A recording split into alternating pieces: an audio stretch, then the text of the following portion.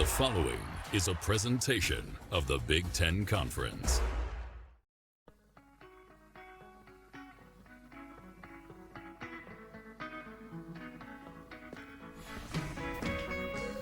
Ohio State and Michigan. Just saying it gives me goosebumps. You feel that? They call it the game. Like it's the only one that matters. And if you're from Ohio or Michigan, hell it is.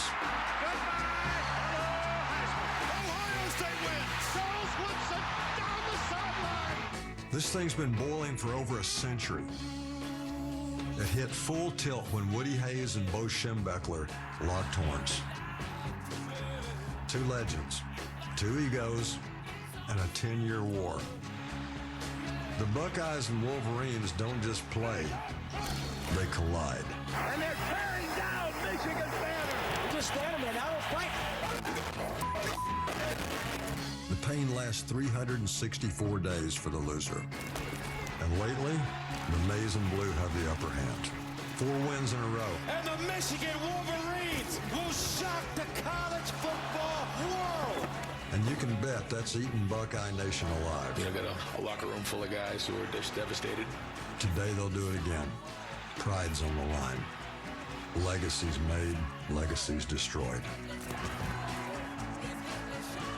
And come kickoff, it gets real personal. Ohio State, Michigan, right now on Fox.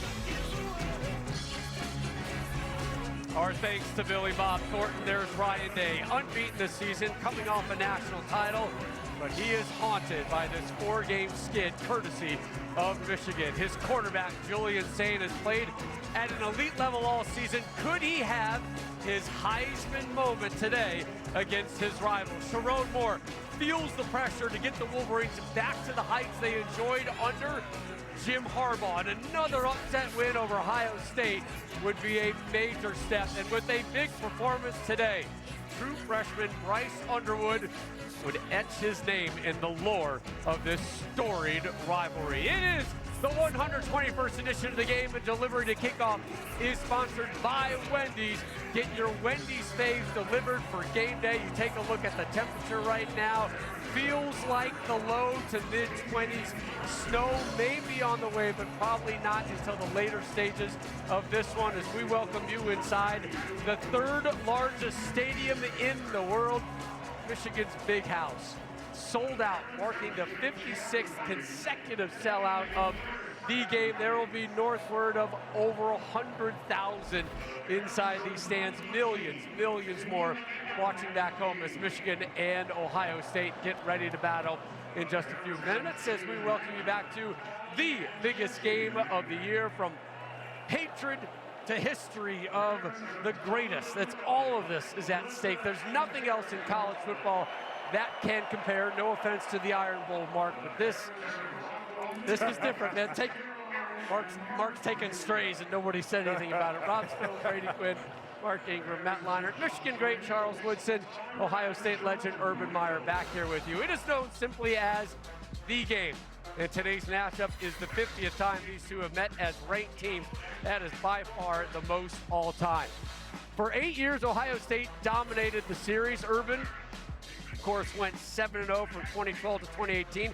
Ryan Day won his first edition in 2019, but since then, it's been all maize and blue, all Coach Harbaugh, all Coach Sharon Moore. They have won 4 straight, including last season's epic upset in Columbus.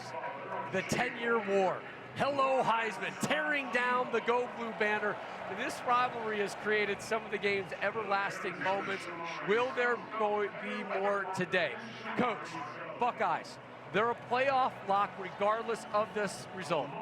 Does that in any way diminish the value of the game? First of all, anybody who says that this game is not, or minimize this game, you're out of your darn mind. Now look at Charles Woodson, Eddie George earlier. This game is life or death in the state of Ohio and the state up north of us. But the keys of the game are this. The best defense in America, Matt Patricia running it. The Wolverines offense will struggle. How about this? If you're Ryan Day, an offense coordinator Brian Hartline, you got to score 3 touchdowns and it's a wrap. That's it. So the mindset, how do you score 3 touchdowns? You take care of the ball, let your defense control the game, and score when it shows up. 3 touchdowns, Brady, and it's a wrap for the Buckeyes. Well, people always, wonder why I'm up here and I'm always so confident when it comes to this game. I look at the game, I know I'm an analyst, but when it comes to this game, I'm not really coming at it from an analyst perspective. I'm coming at it from a player that was in the locker room for 3 years leading up to this game. 2 years we came into this game with losses. And people thought that we were going to lose that game just because we had a mediocre season, as people would tell us. But we knew what we put into this game each and every week. So I come from it from that standpoint, and we never felt they were better than us. We prepared as if we were the better team, and then we would go out there and show that. And that's why I'm always confident when I come up here. I don't know what it's like for Auburn, Alabama, USC, Notre Dame, but in this game, I sat in that locker room. I came out, ran out of this tunnel, and I know what this game is. I know our guys will be ready to play, and that's why I always lead Michigan. You understand me? Yeah. You understand that, everybody? I hear you. We completely understand that. And look, for me, the keys to this game is the quarterback play. With Julian saying, I think this is not a game where Ohio State needs to worry about establishing the run game. You utilize your weapons on the outside. Jeremiah Smith, Carnell Tate, and Max Clare at tight end. You throw to open up the run game, and then you run in the second half once you build a lead. And for Bryce Underwood, he's got to run the football. He's got to be a part of that rushing attack. But he's got to be careful, too. Matt Patricia, Matty, you know this. Yep. He's as good as anyone at mixing up the skies and the looks, confusing quarterbacks from that side. To me, it's not no secret recipe. The most physical team in this game wins. The most physical team, the team who dominates the line of scrimmage, who's hitting people in the mouth, who's imposing their will, that's the team who wins this game. It's true and true. It's tested true and true. The most physical team wins. I think just to piggyback with Julian saying this is his moment, the Heisman, the Big Ten championship, the #1 seed in the playoff. How does he handle this Michigan defense? This is the toughest test he's faced since week 1 against Texas. I said it earlier in the show. Can Michigan score first? Can they get out to a lead and then control the clock running the football? As far as passing conditions, very light winds right now. Yes, it's cold, but no moisture on the way until the second half. Last year, the Buckeyes favored by 20.5 points at home and lost. This year, they are 10-point favorites on the road. How do you see it? I don't even see it being close. I'm sorry, Charles. I see Ohio State running away with this one 34-13. I think the defense is too good. They get off to a fast start throwing the football around. This isn't the same Michigan defense we saw here a couple of years ago when we were in Ann Arbor. I thought Ohio State was going to win last year, and Chuck, I ain't learned my lesson. Me neither. I ain't learned my lesson. I got 24-13 Buckeyes. I ain't learned my lesson yet, Charles. Yeah, and we're going to get a FaceTime from Charles after the game if Michigan wins this game. I'm the same. I got the Buckeyes 31-14. It is the defense. They're just too good. And I think Bryce Underwood's going to be seeing 25 defenders out there today. I think it's the defense as well, but I think it's Michigan's defense. Michigan's defense does a great job today against Julian Satan. Doesn't give them their Heisman moment. Michigan 20, Ohio State 17. Absolute street fight.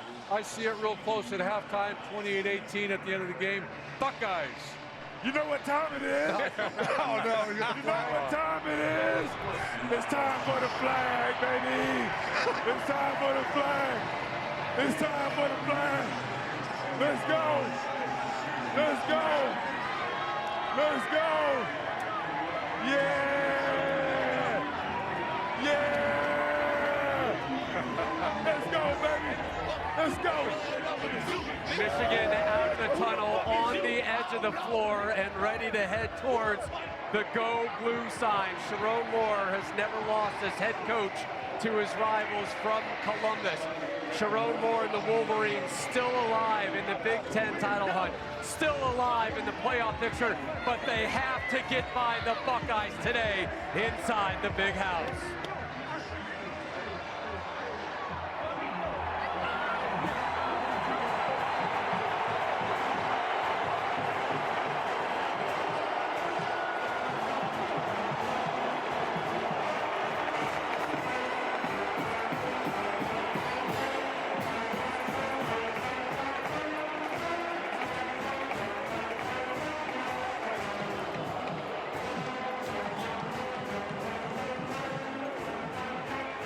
It's Wolverines and Buckeyes. It's the game for the call upstairs to the Gus Johnson and Joel Klatt.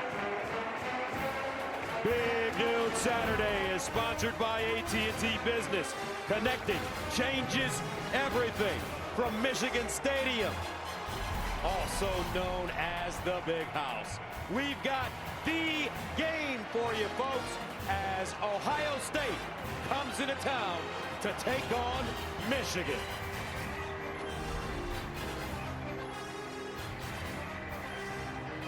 And here come the Buckeyes. This is what's at stake today. If Ohio State wins, they head to the Big Ten Championship. If Michigan wins and Oregon loses to Washington, the Wolverines will be heading to Indianapolis.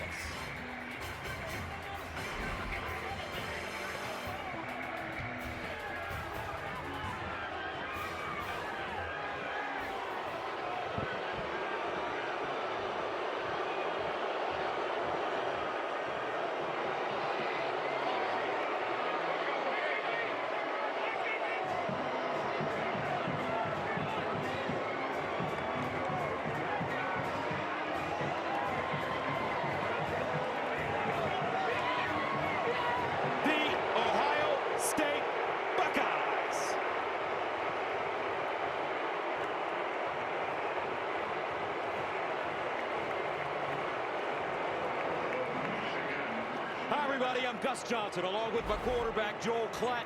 And welcome to Ann Arbor, folks. Welcome to the game. Let's start with the visitors, Ohio State, reigning national champions, undefeated, #1 team in the country. Partner, they've got it going on all phases of the game. That's why I think they just need to be themselves today. You know, this has been the most complete team in America, and if they are just themselves, they're going to be in a great position. And what does that mean? Well, it means let the stars shine like Jeremiah Smith. He will play. We'll see how effective he is with that leg injury. And it means dominating on defense. This is the best defense in America, led by Caleb Downs. You got to let them go eat. And then it comes down to a close game in the fourth quarter, and it's about executing in the fourth. Julian Sayin has been the most efficient quarterback that we've got in college football. He leads the nation in completion percentage, and his ability to play well in a close game late will, I think, determine the game. As for the Michigan Wolverines, they've had a fine season, only 2 losses on the road, Oklahoma and USC. Like Ohio State, they have a terrific defense. They can run the football, and an 18-year-old quarterback that's getting better and better every moment. And they've got the blueprint, right? These last 4 victories over the Buckeyes, what does that mean for Michigan? It means that you trust the process. What got those victories? Toughness and physicality. Winning at the line of scrimmage, running the football with a guy like Jordan Marshall, who will be back from a shoulder injury. He will play. He's got 4 straight 100-yard games. You got to limit explosives defensively, in particular that big play offense for Ohio State, and then efficient quarterback play. This young star, Bryce Underwood, if he's efficient and clean with the football, they feel like they'll be close in the fourth quarter. Well, that's the blueprint. When they're close in the fourth quarter, they feel like that toughness and physicality will win out, and they'll win the game. All right, time now to join the third member of our team on the sideline, the AAG, the All-American girl, Jenny Taft, with Coach Day. Coach, I know how much this one means to you. You live it every single day. Why will Ohio State win today? Well, we waited a long time to play this game, and now it's got time to go put it on the field. What a great atmosphere. This is what it's all about. We're going to be attacking from the jump on this one. Good luck. Thank you, Coach. Time now to send it to Tom Rinaldi. Sharon, your freshman quarterback, Bryce Underwood, first time in this game. What do you most need to see from him in the first series or 2? Just be him. Don't press. Be true to your reads. Be true to yourself, and just have fun. You said it's not about belief. It's about trust. What do you need this team to trust right now? Yeah, just trust with each other. Trust the coaching staff, the players, everything they've done to prepare for this moment. Good luck. Appreciate you, Coach. Appreciate it. Thank you. Guys. All right, Tom, thank you very much. This is Big Ten weather, folks. 30 degrees at kickoff time. Feels like it's 22, and it could be windy. In a series that dates back to an 1897 meeting here in Ann Arbor, Michigan leads it 62-52. With 6 ties, Wolverines have won 4 straight after the Buckeyes had won 8 in a row. Ohio State won the toss, deferred. Michigan will receive the football. Jerome Moore. Bryce Underwood.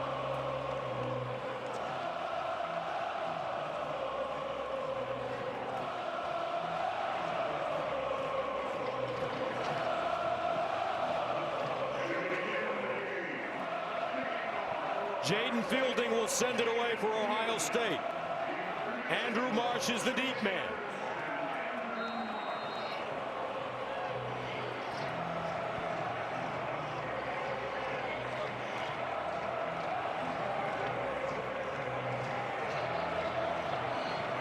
Michigan, Ohio State, here we go.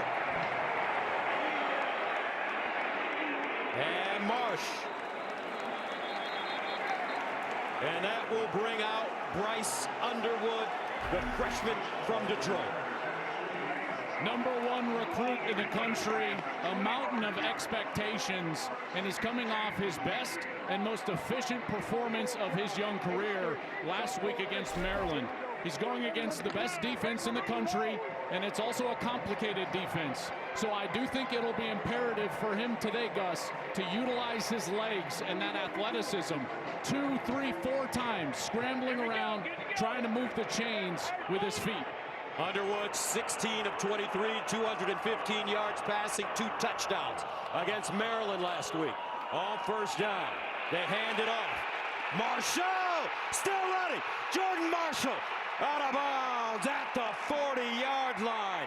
Michigan gashing them for 35 on the first play of the game. Let's take a look at the Wolverines on offense. This is a young offense. They've got 6 freshmen starting in this ballgame, 3 redshirt freshmen up front. I think Jordan Marshall's going to have a big day. He's coming off of that shoulder injury and 4 straight 100-yard games. So we'll see how effective he is. Great run there to begin. And Andrew Marsh on the outside. He's the focal point of the passing game, #4. First down and 10 at the 39. Underwood to throw. Underneath, he finds his receiver. It's Marshall. He'll dive forward and get inside the 30 defensively for the Buckeyes. Well, this defense has 4 first-round draft picks right down the middle. It starts up front with Caden McDonald, their nose tackle. He is a big boy up front, number 98. 2 linebackers are the best in the country. Sonny Styles and the potential first pick in the draft, Arvell Reese, and then Caleb Downs in the back end. He's terrific. First down and 10 to the 29. Marshall now running right, and he'll crash across the line of scrimmage. Sonny Styles with the tackle. It's a terrific start so far here for Michigan. That first play over off the left side. You know, they feel like, talking with Sharon Moore, that their run game obviously is where they're going to need to lean and establish that early for their young quarterback. Thus, they have to do that on the edge. That outside C gap is right over the tackle and the tight end. That's what they did on the first snap for the big run to Marshall. Second down and 9.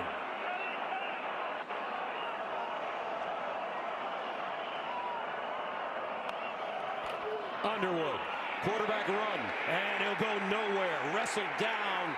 Kenyatta Jackson Jr. got him. No gain. Kenyatta Jackson, such a versatile player, plays defensive end. He can play inside. Big third down. They're going to tempo. They'll go a little fast here, trying to catch Ohio State off guard. Third down and 9 at the 27. Opening series for Michigan. And Ohio State calls a timeout. 12:45 to play first quarter. Michigan moving the ball early.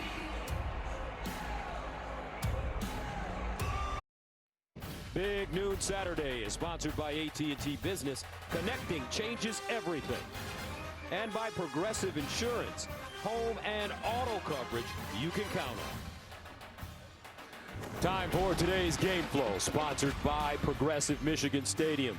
Ohio State and the Wolverines battling once again with so much on the line. Michigan, very good opening series. Face now with a third down and 8 at the Ohio State 27-yard line. Jordan Marshall remains in the game at running back with young Bryce Underwood, 18 years old, at quarterback. Underwood flips it out and incomplete. Marshall the target. That didn't fool the Ohio State defense, and that'll bring on the kicking unit for Michigan. Lorenzo Styles did a great job. He was banged up and had to leave last week's game against Rutgers with what looked to be a shoulder stinger, and he's back on the field here starting for Ohio State.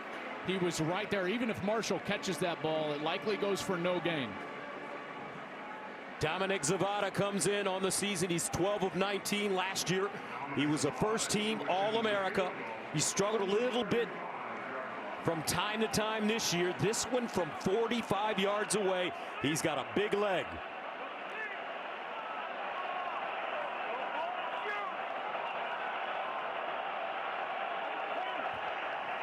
Got it up. And good. Michigan on the board first.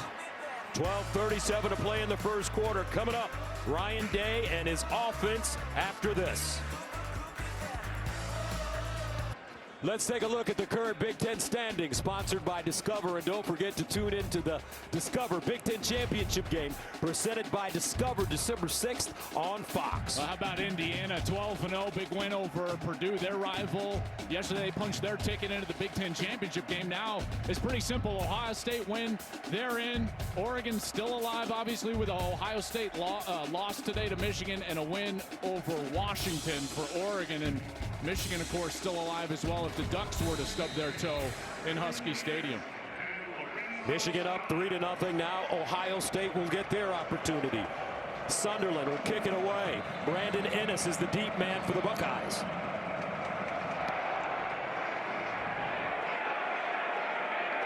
And Ennis with the fair catch inside the 5. That brings on Julian Sayin. And this kid has been sensational. He is a Heisman contender from Carlsbad, California. He's got an elite release. It's so quick. He's very accurate with the ball, but the coaches are more impressed with his mind. They say that his mind is faster than his release, which is quite outstanding. Nobody throws it better downfield than Julian Sayin. And I just go back to what Ryan Day told Jenny Taft on the sideline before the game. He said, we're going to attack. That's what they did in the playoff to win the national championship. I would assume with the 2 stars back on the field, Tate and Smith, I think they're going to attack here early in the game. 27 touchdowns, only 4 interceptions for Sayin this year. From the 25, Sayin looks up top, incomplete. Intended for Carnell Tate. Zeke Berry in coverage, and he knocked that ball down. Well, what great coverage by Zeke Berry out there. He's only 5'11", 196, and there's nobody in college football that's been better on deep balls than Carnell Tate. The contested catch, he has excelled at. But Berry did a great job of waiting until that ball got to the hands, and then he reaches up and knocks it away. Carnell Tate comes into this game with 39 catches for 711 yards and 7 touchdowns. He's been nursing a lower body injury. Out for the last 2, 2nd and 10 at the 25. Sayin again near side. Intercepted. Hill. And Michigan with the first turnover of the game.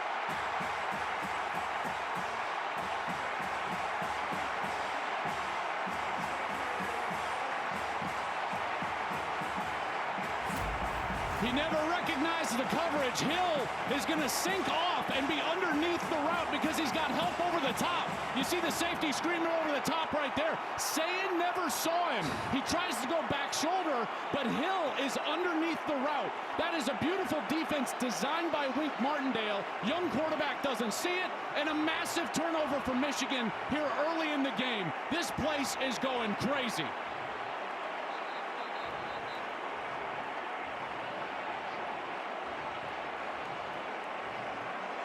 You've got to think that they're going to double team Jeremiah Smith. That's what they were doing. Help over the top, and Hill played it perfectly. He sinks off, he's underneath, he waits for the ball, and it's first down Wolverines. From the Ohio State 39, Marshall, the pistol back.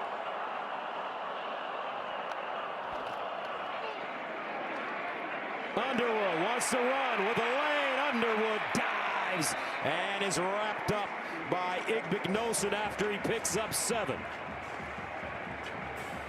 Now this is the point of the game where if you're Michigan, you got to attack.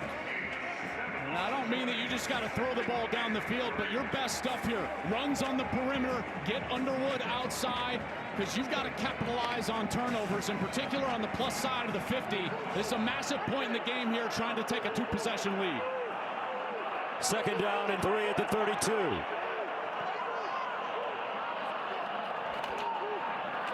Marshall with a hole. Marshall, a burst. Marshall cuts it inside, down at the Ohio State 10. A gain of 22 yards, and already the Michigan offensive line moving people. That's right, and what you're always going to get with Michigan is pullers. You've got Jake Guanera, the guard, he pulls over. Beautiful block by Jalen Hoffman, number 42. And then you've got Marshall, who again has been one of the best backs in the country the second half of the year. Good patience behind those pullers, and he takes it down the field, and Ryan Day cannot be happy about how this game is starting. First down and 10 at the 11. Underwood, another quarterback run, stiff-armed, and he'll get out of bounds inside the 10. McClain there to usher him out of play. They give him 2. You know, this is when you've got to use some misdirection here. You know, this Ohio State defense, let's face it, they're reeling a little bit. And you've got to utilize those successful runs early in the game and try to get Underwood outside of the pocket away from those. Give a nice play fake on the edge, and that's where you can get a tight end slipping into the flat, maybe even across the field from the backside. That's how you can get somebody open. 2nd and 8 at the 9. And they run it straight ahead with Marshall. And I tell you what, this Jordan Marshall is so tough. After Justice went out with the foot injury, he's come in and just been awesome for Michigan, but that right shoulder, it's been banged up. Yeah, and you can see he's jogging off the field here, holding that arm down. You know, it's a pain tolerance deal. Sprained that shoulder against Northwestern, and now it'll be Bryson Cusdahl comes in. He got his first start against Maryland last week. 20 carries, 100 yards. They feel confident in Bryson Cusdahl. Walk on, Cusdahl. They call him Coos. 3rd down and 6 at the 7. Underwood in the corner, incomplete. Donovan McCulley, the intended receiver.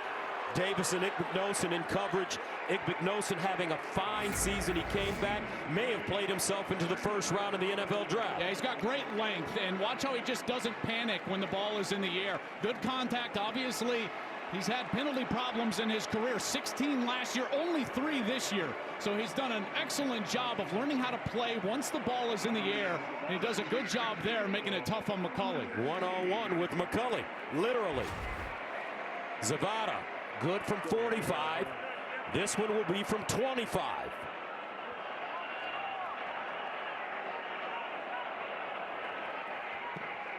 And it's good. 6-0 Michigan. Wolverines will settle for the 3 after interception on Sayin.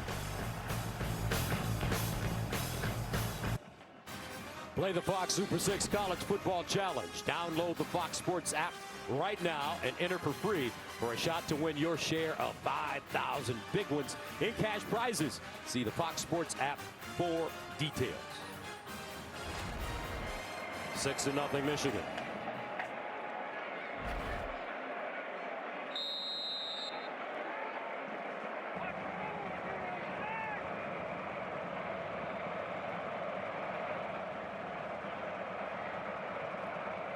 Sunderland, Ennis the deep man. Let's go downstairs and check in with Jenny Taft. The first person Julian Sayin talked to after that pick was head coach Ryan Day. Now, this was not a frustrated conversation. This was simply a chat between head coach and quarterback. Everyone praises Julian for how level-headed he is, his composure. He sat down, stayed warm, 0 signs of stress. He and Jeremiah had a quick conversation, and he gave a thumbs up to Ryan Day before he headed out there. All right, Jen, thank you. First down and 10 at the 25 for Sayin.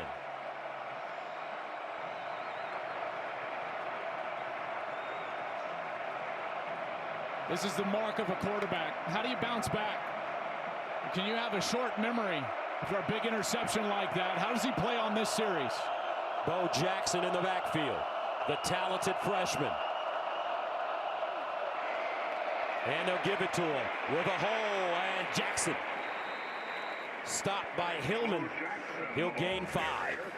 Well, this offensive line has done a great job protecting Julian Sayin all year. They're best on the left side with Saravelt and Montgomery. In the backfield, Bo Jackson has become the guy at running back, the true freshman. He's come on of late, and then the stars are on the outside. You could tell they wanted to get them the ball early. Targets to Smith and to Carnell Tate on the outside. One of them just happened to be intercepted, and it looks like Michigan was confused there from a personnel standpoint, so they'll take their first timeout. 30 seconds.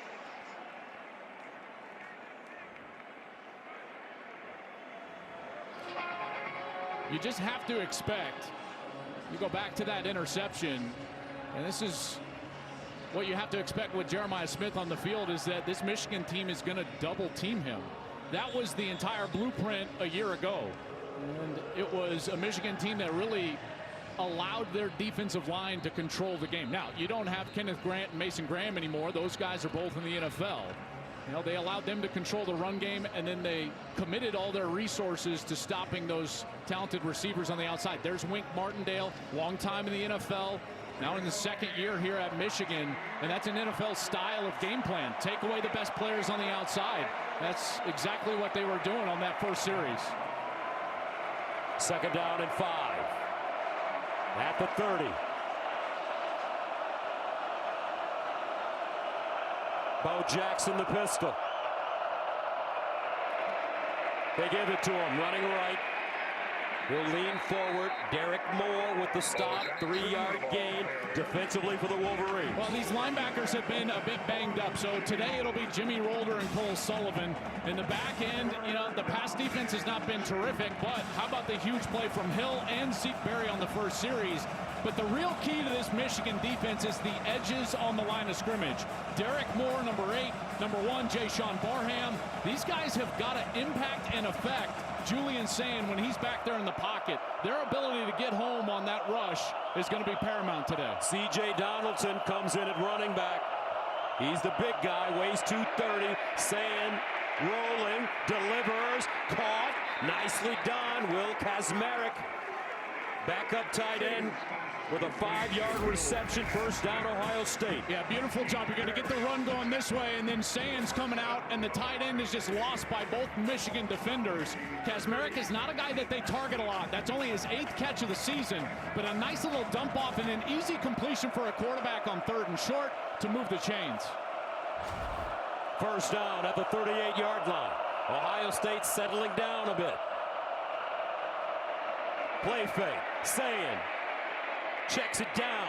Jackson with room. Bo Jackson knocked out of bounds at the 40, but a big-time pickup.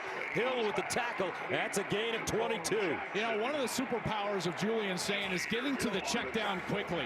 You know, he gets to those backs so quickly when he does not love what he sees down the field. And here he gets it to the check down, and then the other guys turn into blockers. Watch Brandon Ennis, captain for this Ohio State team, just throwing the safety T.J. Metcalf out of the way as Bo Jackson was taken off down the field.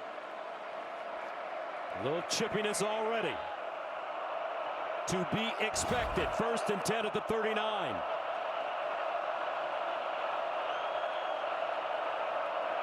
Sayin gives it to Jackson, trying to get outside. Oh, nice stunner step. Jackson with a burst. Bo Jackson out of bounds at the Michigan 5. Woo! They call that the limp leg. A gain of 36. What a move to the outside. He gives the stutter. Jimmy Rolder, the linebacker, he slows up. T.J. Metcalf, the safety, comes out inside leverage. He's got to be outside. Then Jackson gets the sideline, and he's down inside the 5-yard line. What a run from Bo Jackson, coming into his own as a true freshman here in the back half of his first season. First down and goal for the Buckeyes. Donaldson, the power back into game. Sayin in the corner. Smith, incomplete. That one thrown behind Jeremiah Smith. Zeke Berry in coverage. I just got to give a lot of credit to Zeke Berry. You know, they've put him on an island a couple of times against Smith here inside the 5, and that one maybe just overthrown a bit from Julian Sayin, who's normally very accurate. We've seen Smith make some of the most incredible catches in college football, but just can't quite get his hands on that one.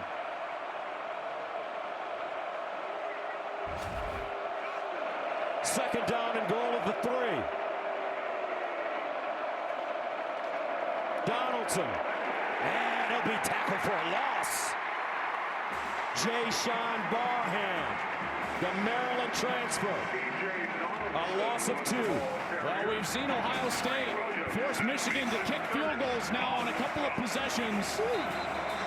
Oh, now a late flag, Gus. There is a lot of chippiness here. Jason Barham just headbutted the official. I think he just contacted the official. I think you're exactly right.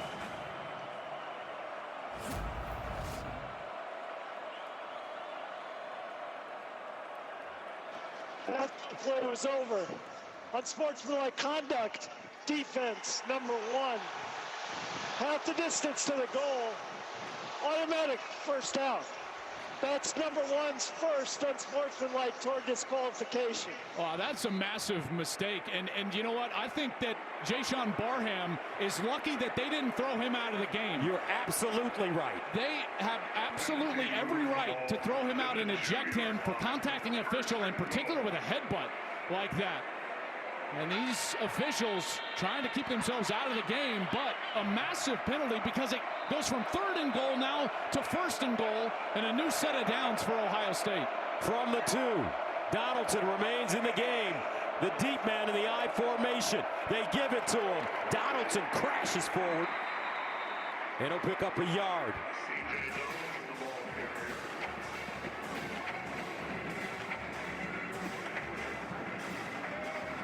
Ohio State will bring in an extra big body on the field. Justin Terry normally is the guy that comes on, but that's actually Caden McDonald, the nose tackle. How about K-Mac in the game at fullback? 2nd down and goal at the 1. Ohio State looks like Donaldson. Did he get in? He did not. And that'll bring up 3rd and goal. And there is a Michigan defender that is still down.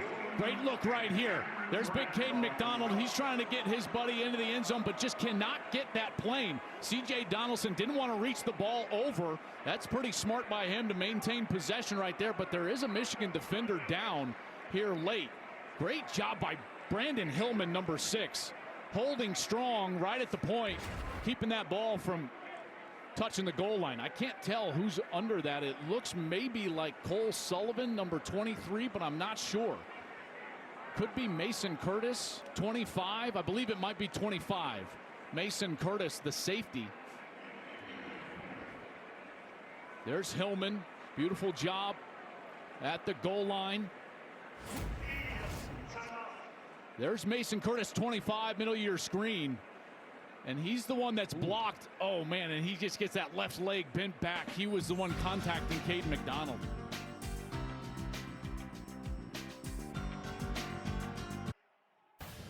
Big News Saturday is sponsored by Pacific Life, building confident futures for nearly 160 years. Welcome back to the Big House. They took a look at this, Joel. Yeah, they upheld the call on the field.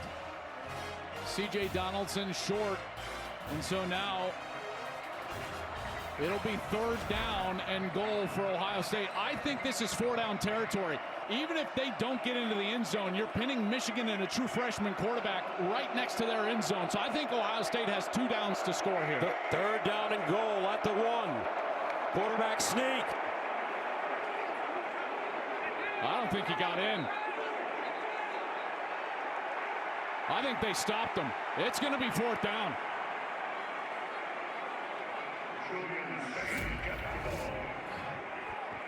They're trying to get the push. And he just loses his footing, and you can see his feet sleep out. But now, a late touchdown call by the officials after they uncovered the pile. Wow, that is about as late as I've ever seen, Gus. No doubt about it. They give Ohio State the touchdown. I mean, look at, you can see 10. He's a half a yard short. He goes all the way down to the turf with that ball well short of the goal line. There was no indication from the 2 side officials who came running in. Ruling of touchdown is on further review. So they'll take a look at it. Let's bring in Mike Pereira. Mikey, rule books, what are your thoughts? Yeah, well, the reason it's late because you cannot see where the ball is when you get the quarterback plunged like that. So the only thing you can do is to wait, let them unpile, and at that point when they find them, if the ball has broken the plane, then they ruled a delayed touchdown. Now it is really close. Now they'll get the chance to look at all the shots. Well, based on the shots that we saw, Mike, you can see that his feet slip out from under him, and then when his butt hits the turf and puts him down, he was well short. You know, you can't see him, and then now you kind of see Julian saying again, he's a half-yard short, Mike, and you can see the ball. You can see the ball. Here he is with the ball right there. And it's not close to that goal line. When we looked at it, the thing was he got turned around and was backing toward the end zone too. So then you're looking at the position of the ball. But again, very difficult to see, but certainly feels short to me. But they did rule it a touchdown, so they have to have clear and obvious evidence. Well, I would anticipate this being overturned.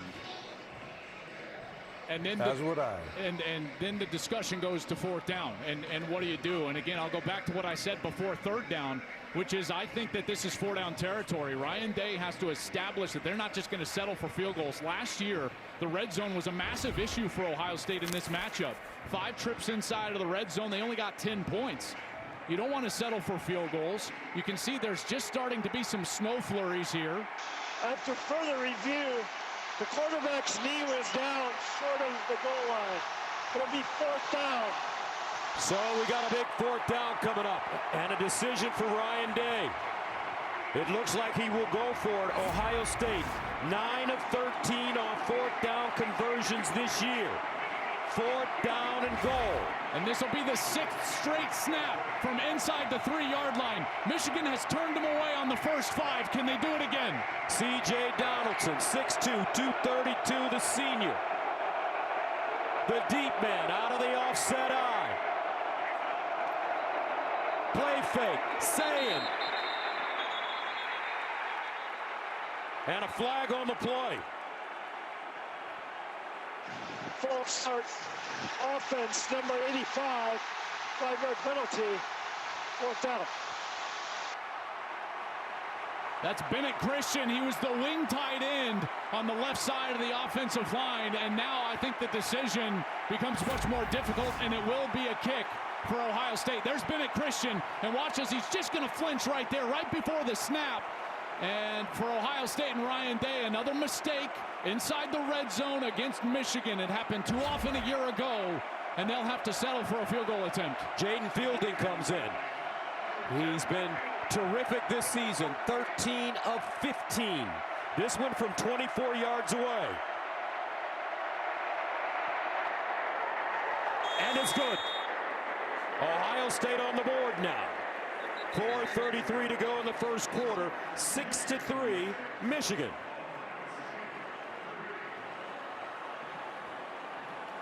Now last year, an unranked Michigan team beat a ranked Ohio State team for just the 2nd time in their history, and a lot went into Ohio State's ball. They missed 2 field goals inside the 40. Will Howard threw 2 interceptions, and they ran just 7 offensive plays in the 4th quarter with 0 targets to Jeremiah Smith. And we're almost through the whole first quarter today, and Smith still hasn't caught a ball. Tate hasn't caught a ball. And now Michigan has turned them away, and again, now you're starting to get this weather, some snow flurries. Oh, Gus, I love this game. It's the best, no doubt about it. Ohio State goes on an 11-play, 69-yard drive. They ate up 5 minutes and 9 seconds. Andrew Marsh, the talented freshman for Michigan, is the deep man, as Jaden Fielding will send it away.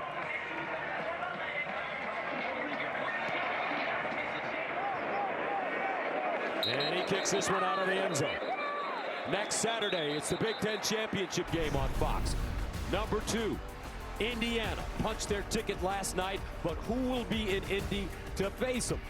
Will it be the defending champion Buckeyes? Will it be Michigan, or does Oregon crash the party? We'll find out soon enough. The Big Ten Championship game coverage begins next Saturday at 6:30 Eastern, only on Fox.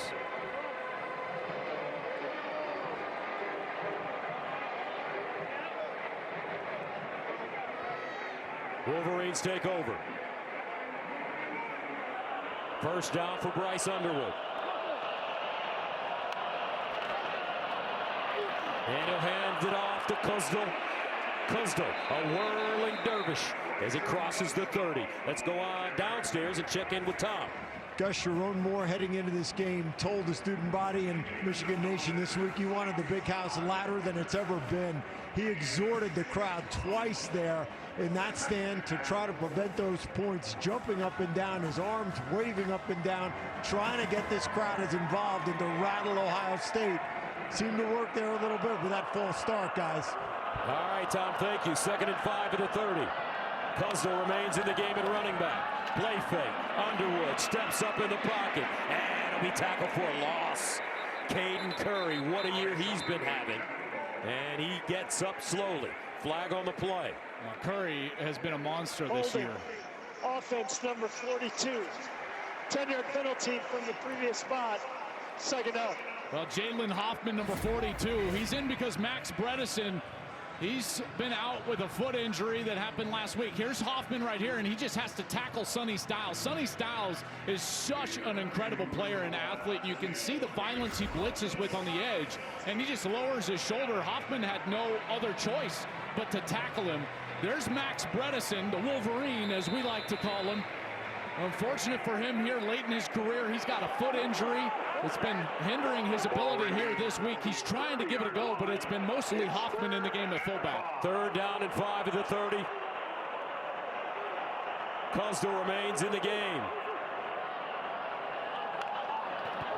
Underwood looking, scrambling, tries to make a move. They'll get across the line of scrimmage, but not enough for the first down. And the Wolverines will have to punt it away. Curry and Houston combining on the tackle. Yeah, well, what you see here out of these Ohio State players is stickiness on defense. You know, they are great in coverage in the secondary, and there's just nowhere to go with the ball. Curry also drops out from that in position, and then he's able to step up and contain. Underwood trying to make a play with his legs, can't do it. Nice job for Ohio State getting off the field on 3rd down. So Hudson Hollenbeck comes in to punt it away from the 15. Brandon Ennis is the deep man. He's at his own 27. Ennis backpedaling. He'll get a shot. Steps up. And Ennis crosses the 35 up to the 36. A 48-yard punt and a 14-yard return. Joe Taylor with the tackle on special teams. Well, you look at what this Ohio State team has done at home. They have been very good at home. Points per game over 33. Opponents haven't even scored 11. The run game is what's so dominant. 239 on the ground. That is a huge deal for this Michigan team, and our big deals are sponsored by Walmart. First down at the 37. Both teams have run more plays in their opponent's territory than in their own.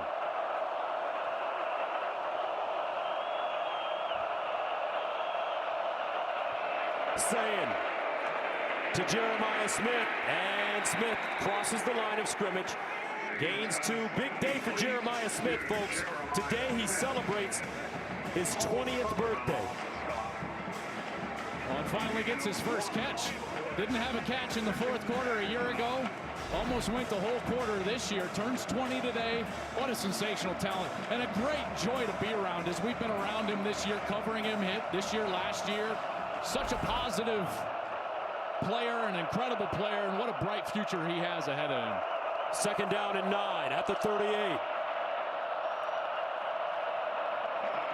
Jackson tracked down from behind. Bo Jackson stopped by Metcalf. Also Payne in on the play. It's a 2-yard gain, so that'll make it 3rd down and 7. Well, now you have to wonder about that coverage, and what are they going to try to do in coverage on Tate and on Smith?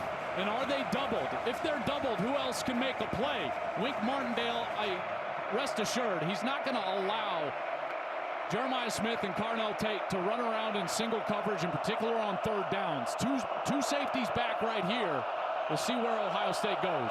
3rd and 7 from the 40. Sayin with time underneath, caught, and a first down.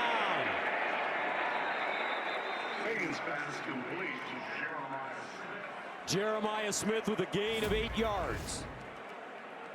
Make that Carnell Tate. Yeah, a nice hook route right here from Tate, and the ball is on time and on target right at the sticks. Very smart receivers, these guys. They understand what they need to do on each and every down, and Tate knows where the sticks are. He gets to them, and that's his 40th catch of the season. First down from the 48 for Ohio State.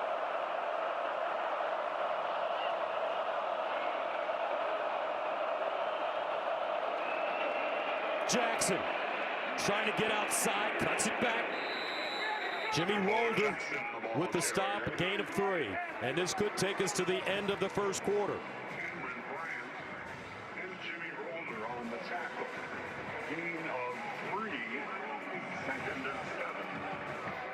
I don't know if they'll get one off. They're going to try to get up to the line of scrimmage. We'll see if they can get a snap off. Maybe they will here. 2nd and 7. And they will not. That'll take us to the end of the first quarter. 6-3 the score. Michigan leads Ohio State. Back for the start of the second right after this.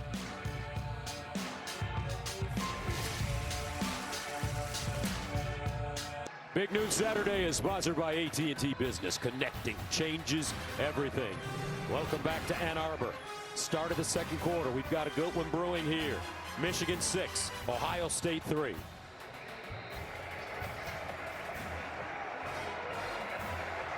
Buckeyes faced with a 2nd down and 7 from the 49. Bo Jackson remains in the game at running back. Michigan showing blitz. Here they come. Jackson. He'll get a yard. Nicely done on the tackle by Jimmy Wolder. And they love the way this kid plays. Yeah, they sure do. He's ultra aggressive, and they love to blitz him. Now, Ohio State will use a little bit of a quick tempo here into 3rd down. 3rd and 6 at the 48. Sayin looking. Near side, caught. Carnell Tate turns it up and picks up a first down. Derek Moore with pressure. That's an 8-yard gain. Yeah, and he looks healthy on the outside. This is a great job. Again, he's just going to force a deep route, and then he's going to hook it up right at the first down marker. We've seen that now twice today. Very intelligent player, and normally if you're going to throw that wide side all the way to the far side of the field, that corner is going to have a lot of sink to him. He's going to get very deep, and so you can throw it underneath the wide corner a lot. First down at the Michigan 40 for the Buckeyes. Sayin looking, sideline toss, caught, and it's Max Clare, the Purdue transfer, his 39th catch of the year. Boy, he was hanging on that deep route. He wanted to throw this ball to Tate. You're going to get a route all the way over the field, and you can see Julian Sayin as he steps up in the pocket. He wants it, and then he's got to exit, and he gets to the check down on the outside to get some positive yardage.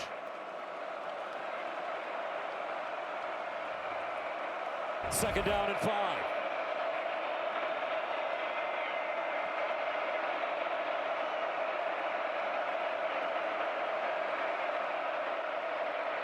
Jackson. Not a lot. Jimmy Wolder again. No gain. He has been so aggressive, and they just couldn't quite get up to block him. Wolder has been outstanding for them. He's 6'2", 240 pounds. Produces here a 3rd down opportunity. 3rd and 5 at the Michigan 35.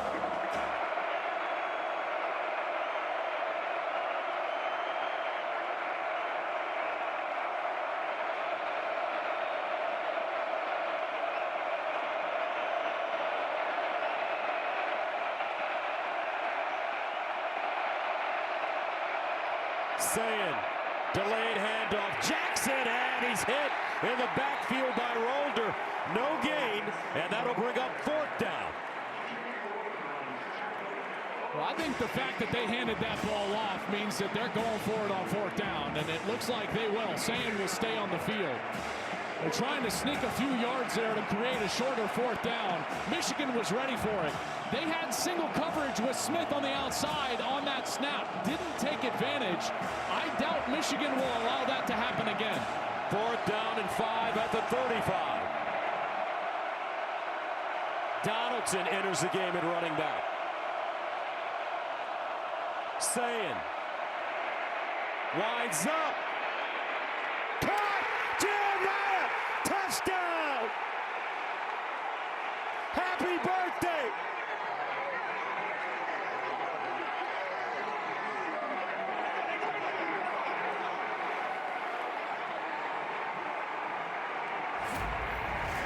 Just an insane route from Jeremiah Smith. Watches, he's going to go inside, and then he's outside, and Barrick cannot follow him. And they single covered him. They did it on 3rd down, Gus. They did it again on 4th down. That's rolling the dice with number 4. And that's exactly what Ryan Day wanted to see his quarterback do, was be aggressive, attack down the field. They attack the single coverage. That is a mismatch. Nothing against Zeke Berry. He's a terrific player. Smith is just on a different planet than maybe anybody in college football. And when he's single covered in a big moment, he needs the ball, and he got it there. Jeremiah Smith with his 11th touchdown reception of the season. This one from 35 yards out on his birthday. We're going to review this. I didn't pick up on the replay. Was the ball coming loose? I didn't see that it was coming loose. Oh, it was. But he got control of it with that left foot down. I did not see that on the initial replay. Gus, that is a good pickup. You see as it comes loose just a little bit. Is that foot out of bounds?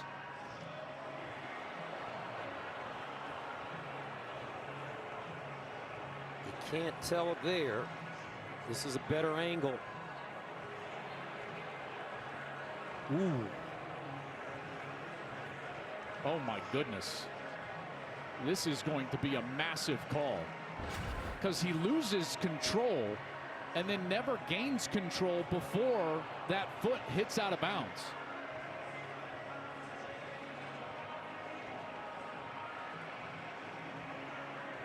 Told you got it to me. Mike Pereira, what did you see? Yeah, we're looking at here. See, you got to see he's going to lose possession of the ball briefly. Then he's going to get a foot down, and does he repossess it at that point? Again, ruled is that foot in bounds. That foot's right on the edge of the line. This is the one they have to quickly determine as to whether or not. Boy, I'll tell you, that ball does come loose. Wow, so what a great camera shot really, there. At that point, then when he steps out of bounds, yeah, it's out of bounds. It looks like to us it would be a touchback. And that's why this is insane. This would be a fumble out of the end zone and a touchback Michigan ball. Holy cow. After review, the ruling on the field is upheld. Touchdown. Oh, they give it to him. So the touchdown stands. 9-6. Ohio State takes the lead, going on a 10-play drive covering 63 yards. The Buckeyes use 5 minutes and 49 seconds to score. Fielding in for the extra point. And it's good. Ohio State with their first lead of the game. 11:44 to play, second quarter. Jeremiah Smith on his 20th birthday. Big time play, and the Buckeyes take the lead.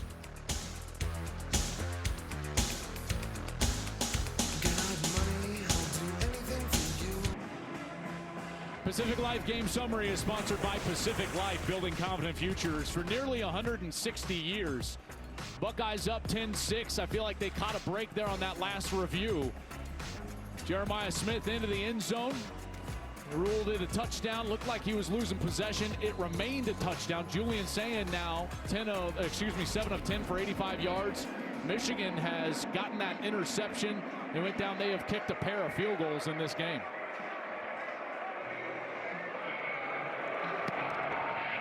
Marsh, the deep man. And he'll start from the 6. Wrapped up quickly.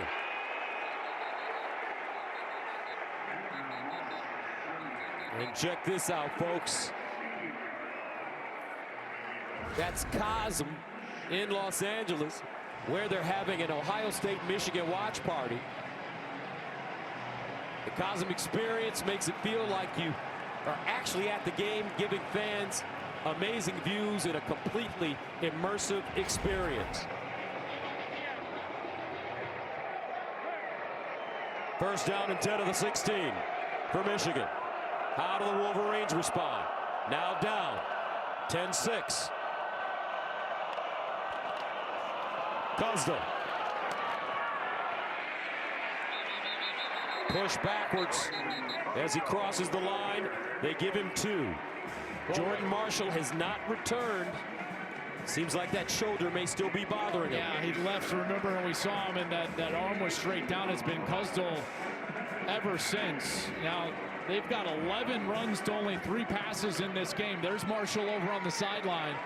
The most effective way that they've been running the football is on the edge, getting to the edge of this defense. They have not been able to do that in the last couple series. 2nd and 8. Cosdell again, bottled up. Little bursts across the 20. Pierce with the tackle. They give him 4. Here on 3rd down, we haven't seen a target to Andrew Marsh, the focal point of their passing game. He's going to be near side, split out wide. He is in one-on-one coverage right here at the bottom of your screen against Jermaine Matthews. He's had a spectacular freshman season. Underwood looks that way, winds up, back shoulder, incomplete. And a flag. Jermaine Matthews Jr.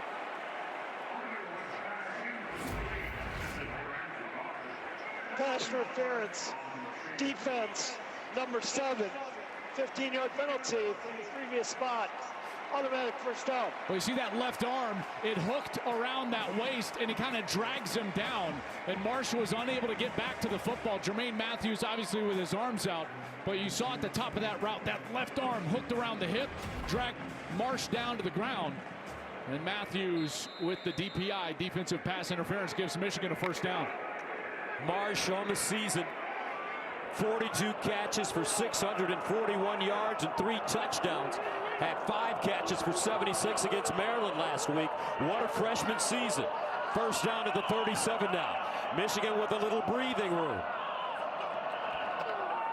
Cosdell breaks it back. And Cosdell sliding forward. Lorenzo styles with the tackle, and he gets 5. A nice job by that offensive line on that snap. Again, it's very difficult to run against this defense, partly because of Caden McDonald in the interior, but they got him moved, and then the cutback lane was there.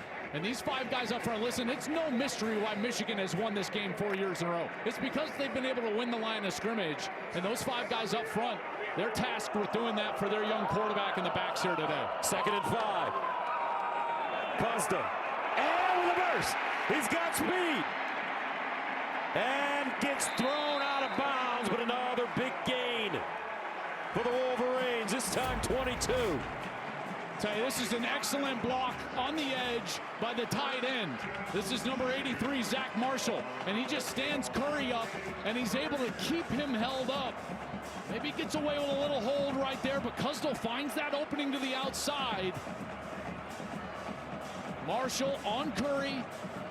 El Hadi on the outside. Good block on the outside, and the run game is starting to get heated up. First down for Michigan at the Ohio State 36. Cosdell again. And this kid is so impressive. He was a walk-on here at Michigan. Didn't earn a scholarship, but because of his academics, he earned an academic scholarship, walked onto the team, his 3rd year in the program. They say he has incredible speed, and what a player to be able to come in with all these injuries in the backfield for Michigan. Now he's the third player for Michigan to have a 100-yard game. He did it last week against Maryland, 20 carries, 100 yards, 5 a pop. There's Justice Haynes, who is the FBS leader in yards per game when he hurt his foot. He left after the Michigan State week. Then Marshall was outstanding, and now Cusdell has been good. 2nd and 8 at the 34. Cusdell, and he gets walloped. Some hard hitting going on, led by Sonny Styles that time. Michigan is the first team to rush for more than 100 yards against Ohio State since Texas in the season opener. And they've done it with 8 minutes to go in the first half. You know, so those young linemen up front, 3 redshirt freshmen, Frazier, Guanera, Andrew Sprague, they've done a heck of a job so far. 3rd down and 6 at the 32. Underwood. Quick release and caught. Donovan McCulley. Big McNosen in coverage. 1st down, Michigan. And one of the key players, Joel, for this Michigan team is number 51. There's no doubt. Greg Crippen, the center, he's got to orchestrate everything going on here today in the middle. 1st down to the 26. And Cusdell picks up a yard.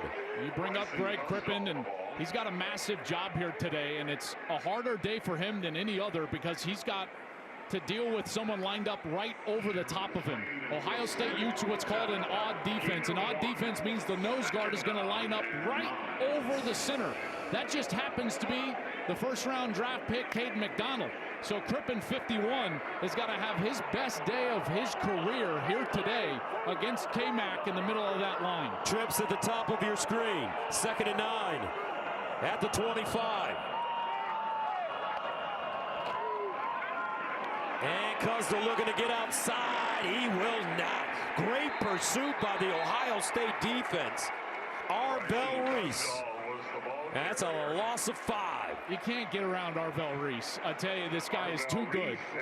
Number 8, Arvell Reese, has been a phenom this year. His first year starting, and yet when you talk with scouts and GMs around the National Football League, they will tell you Arvell Reese will likely be the first non-quarterback drafted next spring.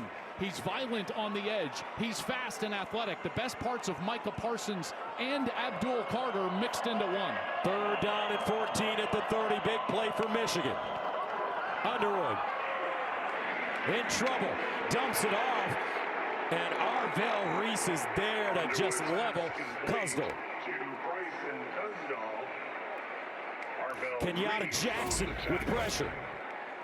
Well, here's Arvell Reese, and he's just reading. He's just dropped back in zone. He sees Cusdell coming out of the backfield, no one there to block him, and that's an easy tackle. This guy, I tell you, he is athletic. He is long, 6'4". His 40 time is under a 4.6. He almost weighs 250 pounds, and he can bench 410. Dude is an absolute specimen. Here's Zavada for 49. He's 2 for 2 to start. Pure. Zavada perfect. Michigan down by 1 now. 10-9 Ohio State. Big Noon Saturday is sponsored by American Express. Shop today on Small Business Saturday, founded by American Express.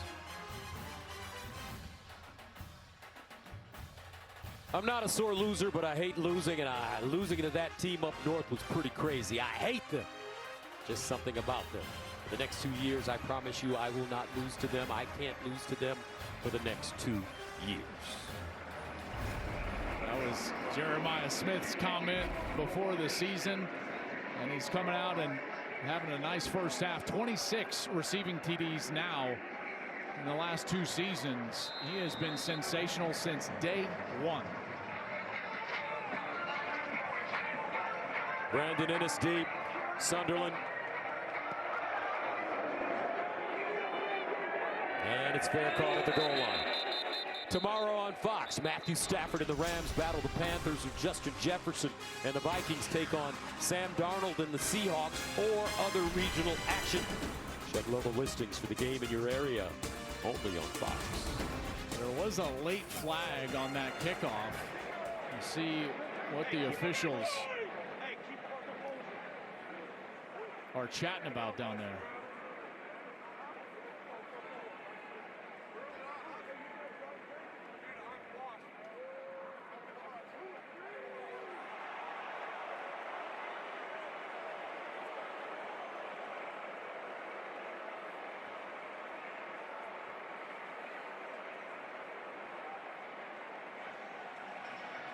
So he pointed at Michigan. Obviously the mic's not working. You can see he pointed at Michigan, but you could read his lips. He said against Ohio State, I believe he said number 12. And so this is going to be an unsportsmanlike conduct against Ohio State that backs them up now. And they're going to be inside their own 15. So you see some extracurricular right here, kind of after the play. It's hard to see what's going on, where the flag actually took place. It had to be away from that scrum. I didn't see anything unless there was something said that the officials didn't like. So Ohio State backed up. First down at their own 13. 5:24 to play in the second quarter. Sayin pulls it out. Finds Tate, turns it up. And Tate looks like he has a first down. Chopped down by Hillman. You see him come back to the football there? He's so smooth. Yeah, he really is, and he understands space. Just an excellent wide receiver. You know, if number 4 is not on the other side, you're thinking to yourself like, well, this is a for sure first-round draft pick. Comes back to the ball, then he gets himself into the middle as a runner and gets close to the first down. They give him 9, 2nd and 1. Sayin, play fake. Over the middle. And caught. Whoa, what a grab by Wilkas Merrick. He climbed the ladder and brought it down. A gain of 25. Well, you get a blitz right here, which means that the other linebacker, Jimmy Rolder, is going to be one-on-one with the tight end right down the seam. And as soon as the tight end clears the linebacker, Sayin lets go of the football right in front of the safety. That's a beautiful throw and catch. First down at the 47. Ohio State getting up and down quickly. Jackson with space. First down. Bo, Lamar, Jackson. Stopped by TJ Metcalf. Tell you, Luke Montgomery in the middle, number 51, the left guard, and Carson Hensman. They're doing some work on the interior there. Gus, I know you love Luke Montgomery. He obviously stepped into some big shoes last year and played great in the playoff, gave him a lot of confidence moving into this year. And he's had an outstanding season, and he's had a good day so far. After the 16-yard Jackson run, first down Ohio State at the Michigan 37. Julian Sayin all day to throw it.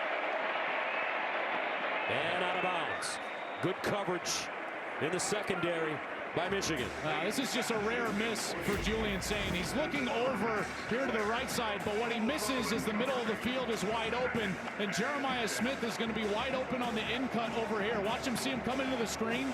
If he just hangs out a second, steps up into the pocket, goes through his progression, he's going to find Smith for a big gain. But he throws it away, incomplete. Now he's 9 of 11 on the day.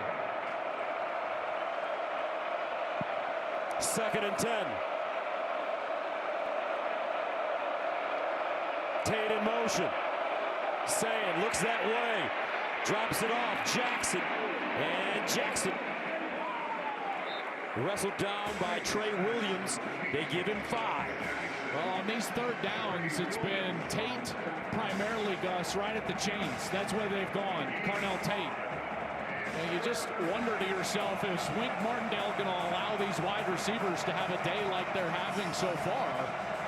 Tate's going to come out of the game right now. He's on the sidelines. It means Smith will be the wide receiver split out top of your screen. 3rd and 5 at the 32.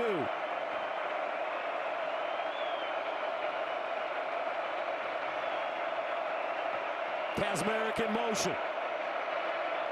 Sayin with time underneath, caught in a first down. Brandon Innes, the captain.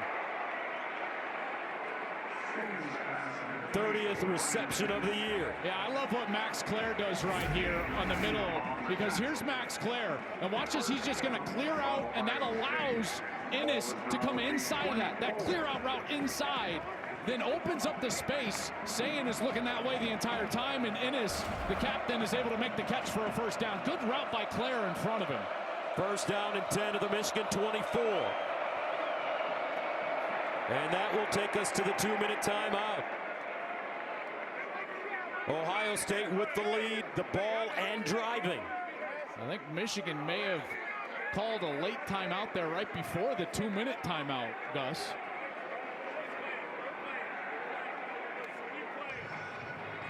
Yeah, they did. So a quick stoppage here even before the 2-minute timeout. Michigan looking to try to possibly retain some time for a possession, but on first down, that had to be a personnel issue on defense.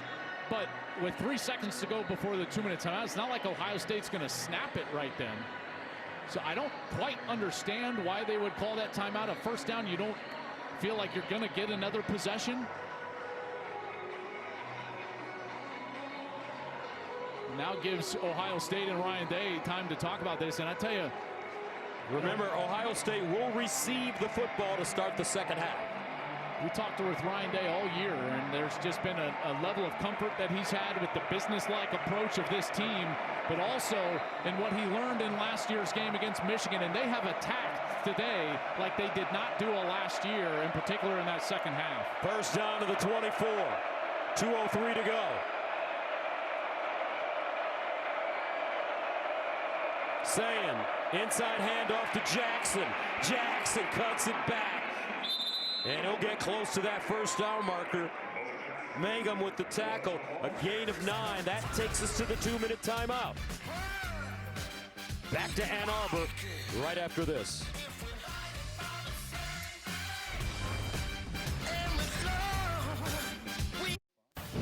Big Noon Saturday is sponsored by Modelo, the mark of a fighter. Please drink responsibly. And by Allstate, you're in good hands. Back in snowy Ann Arbor, the Buckeye defense only allowing 7.5 points per game. They've conceded 9 so far, but they are up 1. Rob Stone back here with you, coming up on the State Farm halftime. Number 12, Miami tries to make their playoff case. Number 5, Texas Tech jumped early and often on West Virginia, and their Big 12 championship game opponent, BYU, also in action against UCF. Guys, we'll have all the highlights at the break. All right, Rob, stay warm down there. As Ohio State breaks to the line of scrimmage, faced with the 2nd down and 1 at the Michigan 15.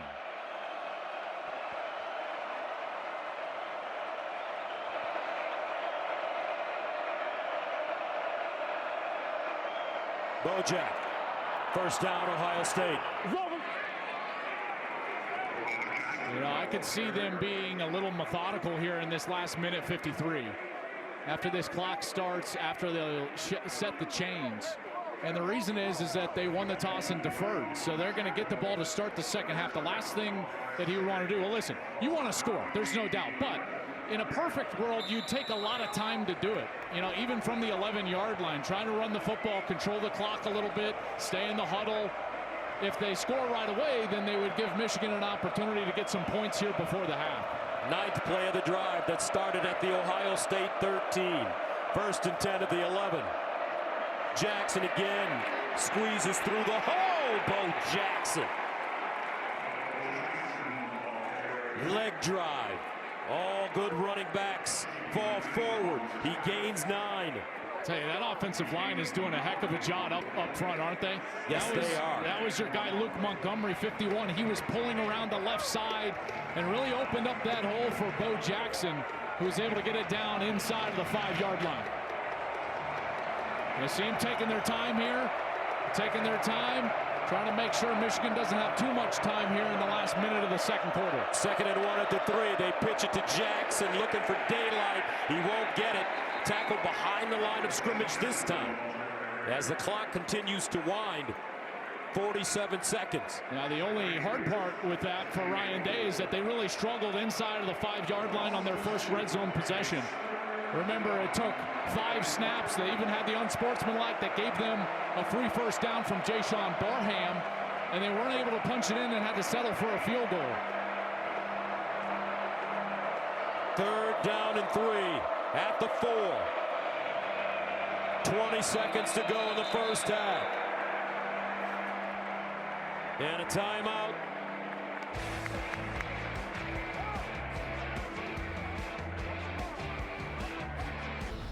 Are you fan enough? Sponsored by Dr. Pepper. It's a Pepper thing. Electric atmosphere here at Michigan Stadium for one of the greatest, if not the greatest, rivalry in all of American sports. Michigan, Ohio State. A series that dates back to 1897. 3rd down and 3 at the 4. Can the Buckeyes punch it in for 6? Donaldson in the game at running back. Ennis, the motion man. Sayin underneath, caught, touchdown, Ennis.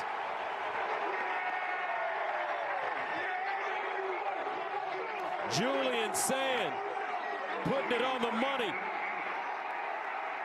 His 2nd touchdown throw of the first half. Well, we saw this exact same combination a little earlier. Watch Claire. He's going to clear things out and then allow Ennis to work underneath.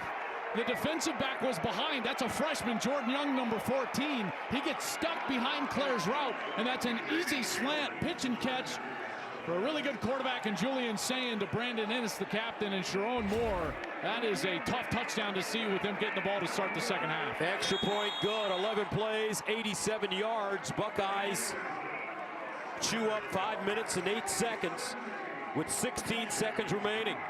Ennis with his 3rd receiving touchdown of the year, had one last week against Rutgers. I'll tell you, you think about the way that this game started for Ohio State. The big run for Jordan Marshall on the first snap of the game. Michigan goes and kicks a field goal. They throw a pick, saying right back to Jair Hill on the outside. Michigan kicks a field goal. And since then, Ohio State has been methodical, and they've been themselves. They've attacked on the outside with their stars, Jeremiah Smith, Carnell Tate, Ennis, some 3rd down conversions. They've established the run with Bo Jackson, 12 carries for 77 yards. That is a big time and resilient answer from a team that everyone around the country wants to question whether they can handle adversity. Well, we saw it here today early in this game, and they have played a really solid back half of this first half on the road against their rival. And you like the resiliency of Julian Sayin after throwing that interception. Right now, he's putting up some really solid numbers. 13 of 17, 145, 2 touchdowns, and that interception.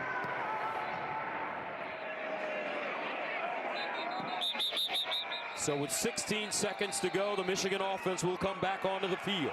And there's going to be another flag on a kickoff. And this one's going to go again against Ohio State. Over on the far side, it looked like Caden McDonald, possibly. There is no foul for unsportsmanlike conduct. The player embellished the contact. Oh, we got a flop. All right. Look at this. We should send this officiating crew to the NBA. Where's Reggie Miller? Oh, man.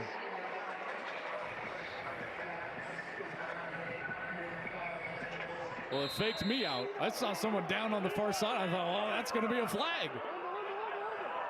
First down for Bryce Underwood at the 25. Cusdell. And he'll be lucky to get back to the line of scrimmage. Arbel Reese again, no gain. And that should take us to the end of the first half. However, there is a flag. Yeah, we had some more extra stuff going on. This time it was Jermaine Matthews, number 7, working against number 10, Kendrick Bell, here on the near side. After the play was over, unsportsmanlike conduct on both teams. Number 10, Michigan, and number 7, Ohio State. That's their first toward disqualification. Down counts, second out. Okay, so here they're getting after it up there and then kind of lose them, but they keep going after it, and then they sling each other to the ground. And now Caleb Downs, he immediately, talk about leadership. Number 2, Caleb Downs, ran immediately over to Jermaine Matthews, trying to calm him down, make sure he keeps his head in the game. So that'll take us to halftime. With the score 17-9, Ohio State. Buckeyes will get the ball to start the second half. Don't forget, after the break, Rob Stone and the boys with the State Farm halftime show right here from Michigan Stadium.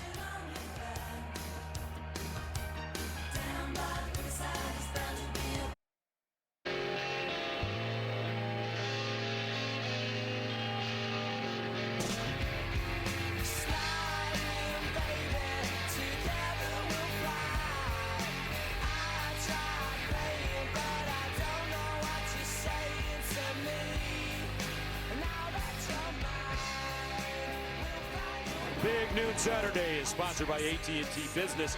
Connecting changes everything. We're ready to start the second half here in Michigan Stadium. 17-9, Ohio State leading the Wolverines. Buckeyes will get the football to start the second half. Gus Johnson, along with my QB Joel Klatt. Michigan came out strong in that first half, in that first quarter, but Ohio State remained composed and reeled them in. Yeah, and a lot of people wondering how Ohio State would handle adversity, and I think we saw it. You know, with their largest deficit of the season, they came out and they've been but didn't break defensively, forcing those field goals, and then Julian Sand throws that interception that leads to another field goal, and there's a 6-0 deficit. But ultimately, the resilience and then letting the stars shine, tacking down the field. Ennis with a touchdown, Jeremiah Smith with a controversial touchdown in that first half, and Sand after the interception, 13 of 15 for 145.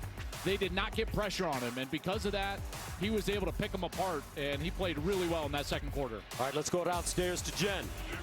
Well, Gus, as you know, here at the Big House, it's unique. One tunnel for both teams to get to their locker room. Ohio State went first.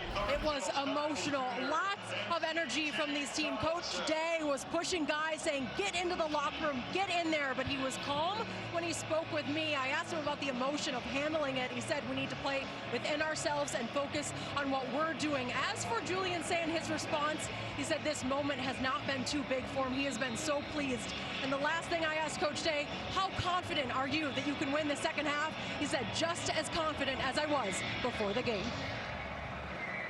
All right, Jen, thank you very much. So Ohio State ready to get the football. Lorenzo Styles. And let's go downstairs and check with Tom. Well, Gus, talking to Sharon Moore, he said the most important thing was trying to get a stop here right away and try to reclaim the momentum defensively. That starts with containing Jeremiah Smith on the perimeter. He said we got beat on that double move. Offensively, we have been able to move the ball effectively. We just have to score in the red zone. And very importantly, Jordan Marshall, who has been out since early in the first quarter, re-aggravated that shoulder injury. Unlikely that he's going to return and play a factor here. A big loss for Michigan. No doubt about it. Marshall just playing some excellent football this season. First down and 10 to the 21 now for Julian Sand and the Ohio State offense. Carnell Tate goes in motion. Sand, quick strike out wide. Jeremiah Smith runs into his own teammate, gets out of bounds. He gains 4. Well, the hard part for this Michigan defense right now is that they're in a bind. You know, they would really love to double Smith and double Tate and play the same style of coverage that they were able to play a year ago when they had those excellent defensive tackles that were able to stop the run without committing safeties to go and stop the run. They've been unable to do that. Bo Jackson, 12 carries for 77 yards. So they're having to commit resources to stop the running game of Ohio State, which leads to those one-on-ones on the outside. 2nd and 6 at the 25. Jackson again. And you got to give a lot of credit to this Ohio State offensive line. You know, they have been criticized this season, especially the right side of the line. Different story today. Oh, we're going to see what they got right here on 3rd and short. That right side of the offensive line, Tegra Shabola, the right guard, as well as the transfer from Minnesota, Phillip Daniels. They've been rotating at right guard, trying to find the right combination, but today, Shabola and Daniels have been excellent over there on the right. 3rd and 1. Jackson remains in the game. They give it to him, and he picks up the first down.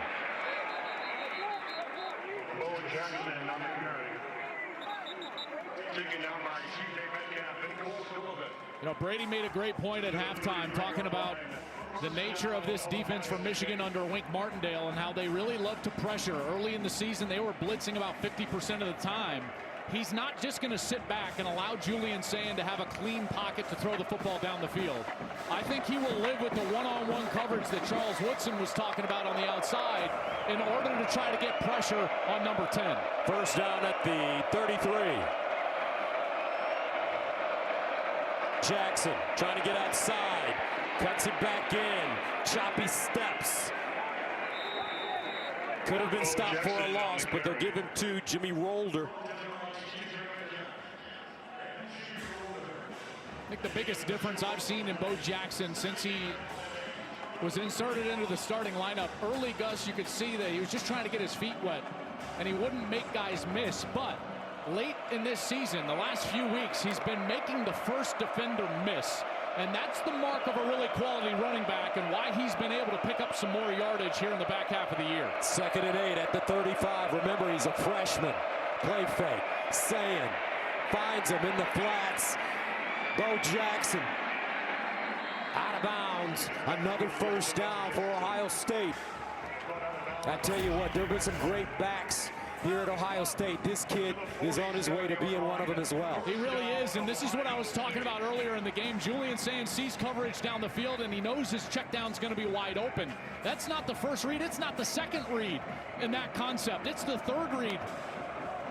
And Bo Jackson's wide open, so he gets the ball. Sayin gets it to him on the run, and he's able to pick up the first down. Jackson had the 5th 100-yard day of his freshman season last week. 110 yards on 2 touchdowns. 1st and 10 of the 47. Sayin. Sideline incomplete.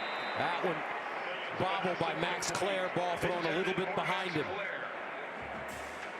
No, it's so rare to see Julian Sayin miss, right? We've come so accustomed to seeing him throw the ball with accuracy, and Clare was open. They were running a little wheel route for him to get open behind the defense. You can see he was wide open, but has to adjust to that ball behind him and cannot quite bring it in. 2nd and 10.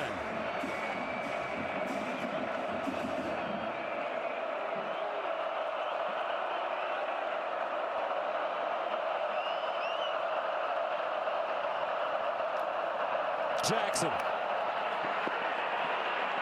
And Jackson chopped down by Hillman. Gain of 2. Well, this is a great opportunity. Sharon Moore telling Tom Rinaldi, got to get a stop in this first series of the second half, and this is the chance. 3rd down. Talking to his coordinator, Wink Martindale here. We'll see if they try to blitz Julian Sayin. They empty out the backfield. No running backs in the backfield with Julian Sayin. Usually they look for Jeremiah Smith. Here comes a blitz. They pick it up over the middle. They won't get the first down. Max Clare as the Wolverines gang tackle him. And that brings up 4th down and about 2. And now here comes the punt team. This is a really good job by Jordan Young, the safety. He knows they're blitzing, so he comes down fast, and he knows that Ohio State player, Max Clare, is going to look back for the ball as the blitz is occurring. It's called a sight adjust from the tight end. He turns back for the ball. It arrives, but Jordan Young is there to make the stop on 3rd down. So Joe McGuire comes in to punt for the first time from his own 39. Marsh, the deep man, signals for the fair catch, lets it go over his head and into the end zone. So Michigan holds on Ohio State's first series of the second half. Wolverines with the football when we return. All right, welcome back. 17-9, 10:07 to play in the 3rd. Michigan with the football now. First down and 10 at their own 20. Costa in for Jordan Marshall, who went out in the first half with that shoulder injury. And this one thrown in the seam. Whoa, Donovan McCulley with the reception. Gain of 26. I mean, this is a great throw, but a better catch. Underwood is looking for this seam in the defense right there, and as 3 Ohio State players converge on the ball, McCulley is able to grab it. Out wide this time. It's Marlon Klein, and he's dropped at the line of scrimmage by Lorenzo Styles Jr. No gain. Now it's time for the Aflac trivia question. Get help with expenses. Health insurance doesn't cover with Aflac. These questions have been really hard this year, folks, by the way, for us too. Who is the only true freshman quarterback in the last 50 years to win the game?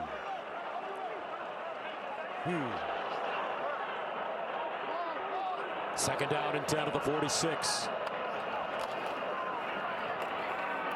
Cusdell, nothing. So let's take a look at it. You got any thoughts with this one? Oh gosh, I know Chad Henne started as a true freshman, right? But it would probably be Ohio State, and that maybe Terrell Pryor started as a freshman, right? Last 50 years to win the game. Whoa! Look at you, money on the rise. Yeah. Oh man. Well, Underwood's trying to do it right here. One possession game. I think it's important that Michigan just stays patient and stay with their game plan. Third down and 10. Underwood checks it down. Cusdell incomplete. And that'll bring up fourth down. You know, this is one of those things where you would just love the freshman to just read it out, the concept. And here's why. Because he's going to have his best wide receiver, Andrew Marsh, breaking over Caleb Downs and into a hole in the defense right there. And if that ball is thrown on time and on target, that's a first down. And he gets to the check down just a hair too quick, and Michigan has to punt the football away. Hollenbeck. That one shanked. Holy cow, 10-yard punt.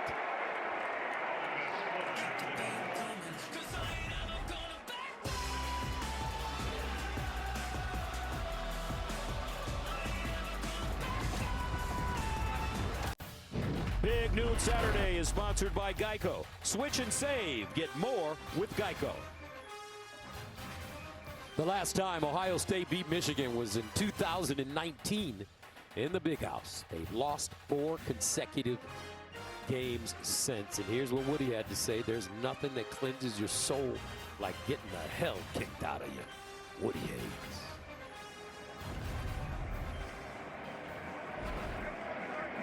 Ryan Day would rather the cleansing happen with a win.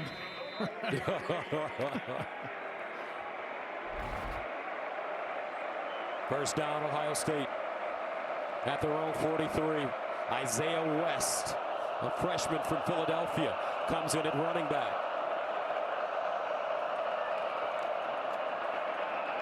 Quick strike near side Tate. And he'll dive forward to the 50. Zeke Berry with the tackle. They give him 7. You know, if I was Sharon Moore and I was talking to my team on the sideline, I would be saying, like, listen, it's an 8-point game. We are one play away. It's snowing. It's a dropped ball. It's a slip. It's a turnover. It's one big play. We are right there. We're right where we want to be, close in the second half with this team. This is what they've talked about. They just have to go and execute. 2nd and 3. Sand sprints out of the pocket, looks backside, down the field, Tate, touchdown, Tater, home run hitter, 50 yards.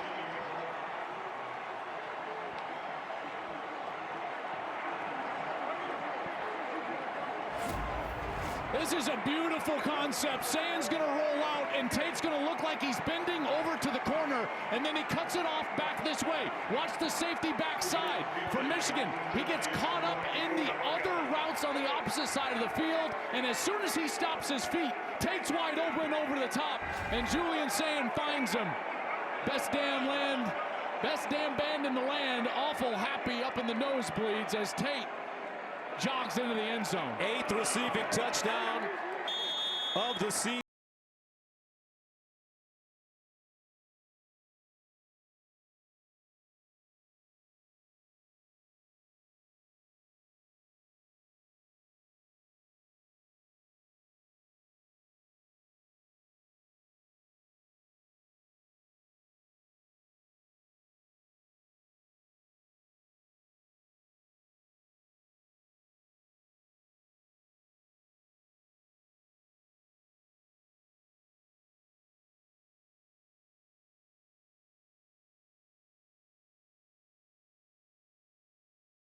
Tate,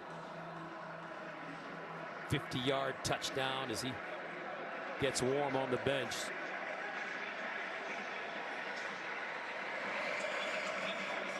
Julian saying, remember folks, he's a Heisman contender.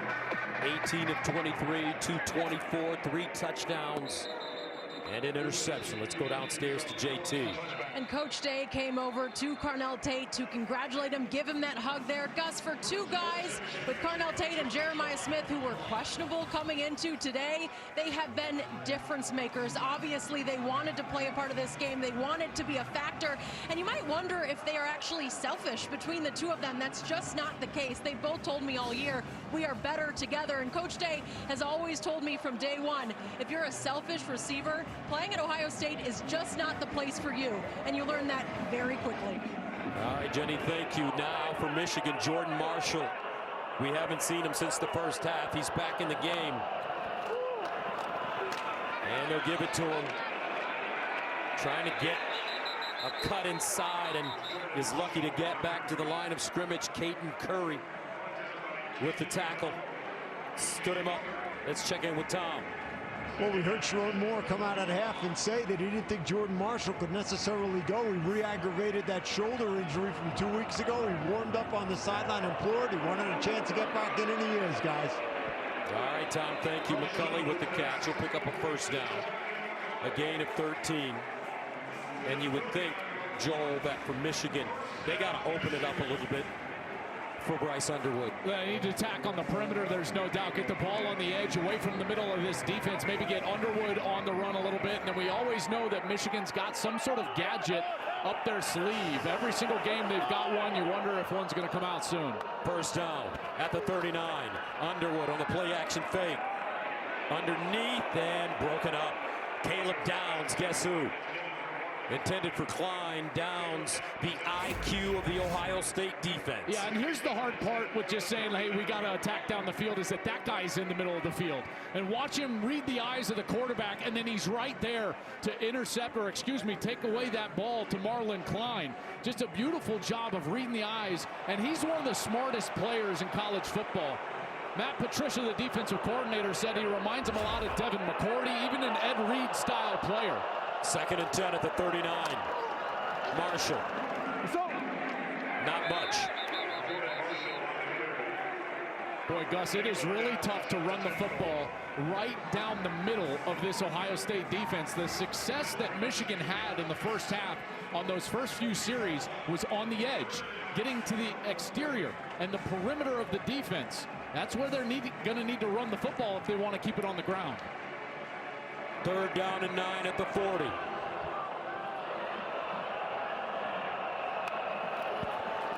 Underwood winds up. Back shoulder, incomplete, but a flag. Intended for McCulley. Igbenogson in coverage. Pass interference. Defense number 1. 15-yard penalty from the previous spot. Automatic first down. Well, this is what Igbenogson has been avoiding this year, is the defensive pass interference calls. He had 16 defensive penalties a year ago. That led college football. This year, only 3 coming into this game, and they're just way too much contact along the sideline and gives Michigan a free first down. And when they cross the 50, this is when you've got a shot play or a gadget play ready to get holstered up. I would imagine Michigan would use it here soon. First down at the Ohio State 44. Play fake. Underwood checks it down, incomplete. Marshall couldn't hold on. Boy, he has McCulley one-on-one down the field. Right when he decides to check the ball down, McCulley is going to be open right down the middle on that right side. And he tries to get it to Marshall, and I think that would be the most difficult thing for Marshall. Yes, it's the contact with the shoulder, but also trying to catch the ball, get that shoulder and that arm up in order to get the hands ready to catch it. 2nd down and 10. And Marshall Driven backwards by Sonny Styles. We talk about all the first-round picks on this Buckeye defense. They feel Styles may be one as well. Yeah, he's fantastic, and he just knifes through the middle of that offense. He's 6'5", 243 pounds. He is fast, played safety early in his career. He's a terrific player for them. His father, Lorenzo Styles Sr., who played for the Buckeyes from 92 to 94 before a 6-year career in the National Football League. 3rd down and 12. Underwood. Incomplete. That one thrown high for McCulley. And now Sherrone Moore has a decision to make. Boy, this is long yardage right here. Given that Ohio State team the ball in short field position, they already had the short punt. They turned it into a big touchdown play to Tate, and I think this is the right call to punt that ball away. There was a little pressure from Caleb Downs, affected the ball, but it was certainly overthrown. Hollenbeck's last punt was for 11 yards. He's standing at his own 39. Brandon Innes is the deep man inside his own 10.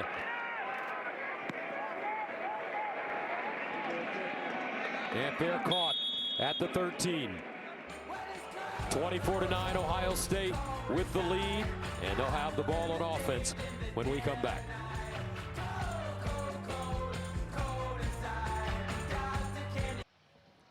One year ago this week, Ohio State lost to Michigan, and Buckeye fans were crushed. But as the calendar year turned, the Buckeyes kept winning, beating Notre Dame in the CFP championship game. When the new season started, they continued to win, extending their win streak to 15 games. You speak to Ryan often. How has this 4-game losing streak affected him? Well, I mean, after last year, to say he was down, I think he was about as down in the dumps as he ever has been. Beautiful run there by C.J. Donaldson, but it was also a moment of reflection for the entire program. They had a players-only meeting that has become somewhat infamous after that loss to Michigan. And they looked at each other and they said, hey, you know what? If we're just ourselves, we can go out there and we can attack and we can beat anybody in the country. That's exactly what happened in the playoff. And they've taken that mentality into this season. Even after all of those guys, seniors and draft picks left off of last year's team, this team, which is younger, has come out here with a renewed sense of purpose and a business-like attitude. On 2nd down and 2, Isaiah West spins forward. Looks like he has the 1st down. And I would say also, for Ryan specifically, I think he understood that he didn't have to play against a narrative. All he had to do was go out and play their game, and that's what they've done here today. Last year I felt like they got into a match where they just wanted to run the football and try to kick a field goal here or there to win a tight ball game, and Jeremiah Smith didn't get a target in the 4th quarter. It wasn't them, and this year they've been themselves every week. 1st down at the 24. And it's Jackson.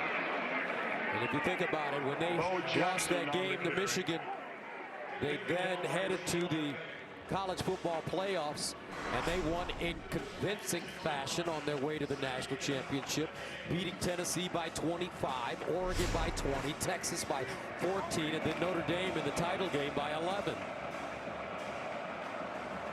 2nd down and 8. Sayin has been wonderful after that interception. Donaldson. C.J. Donaldson on the carry. Brought down by Jimmy Rolder. Rolder with the tackle. Brings up 3rd down. Donaldson with a 7-yard rush. I know it's tough in short yardage. Ohio State is the best 3rd down team in America. But Michigan's got to find a way to get off the field. And now multiple possession deficit. Wink Martindale's got to come up with something to get off the field. 3rd and 1. Out of the eye. Quarterback sneak. And looks like Sayin has it as they push him forward. Sayin on the sneak. Well, they go to number 10, and let's look at our reliable performer, sponsored by AT&T Business. Reliability that you can count on, and it's been Julian Sayin all year, and it has been again today. He threw that second attempt for an interception since he's been outstanding. 18 of 21 for 224 and 3 touchdowns. I got to tell you, he answered that adversity, hasn't he? And he's been resilient, and we have seen him come of age here in the game as he is continuing on with his Heisman candidacy. First down at the 34. Donaldson breaks it back. And across the 40. 7-yard run. Hillman with the tackle. Now, this is what Ohio State has been able to do, is that they've been able to play at their pace all year long. They've won the time of possession in all 11 games this year. They averaged 33 minutes, almost 33 and a half the time of possession. They're methodical. They go slow. And now with C.J. Donaldson in the backfield, they've got a hefty back there. He's 230 pounds, transferred in from West Virginia, and they are leaning on this Michigan defense. 10th play of the drive. 6 straight runs. Excuse me, 6 straight runs for Ohio State. Now Sayin, dotting up a long throw, incomplete. Carnell Tate, the target, brings up 3rd and 3. Continuing to attack on the outside, and Tate will look for a breather here, and now Michigan again has an opportunity. You know, and at some point, you know, I think that you got to play with fire. High risk, high reward. I think you got to come after Ohio State here. Try to put some pressure on Sayin if they're going to throw the football. He's got to be effective. He hasn't been hit one time so far today. 3rd down and 3 at the 41. Credit the Ohio State offensive line. Playing some of their best football. Sayin still with all day to throw. Now he'll get to the sideline. Looks like he has the first down on 3rd and 3. Well, Gus, you just said it. The protection was outstanding. I want you to watch the block of C.J. Donaldson, number 12. He's going to come up on the edge on this right side, and he's going to knock down the edge right there, and does a great job allowing Sayin to get outside of the pocket to the edge and ultimately run for that pylon and a first down. First down, Ohio State. 30 seconds to go in the 3rd quarter. Buckeyes, the reigning national champions, undefeated, #1 team in America. Donaldson trying to get outside, and he will not. Good coverage. Hill this time. Slinging him down. A loss of 1. I think that's going to do it for the 3rd quarter. Well, Ohio State came out and dominated that 3rd quarter, didn't they? And that'll take us to the end of the 3rd. Ohio State with the lead. Coming up, the 4th quarter from Ann Arbor after this.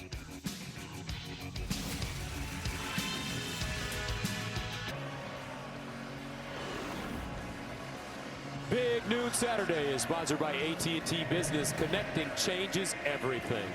Here come the Killers.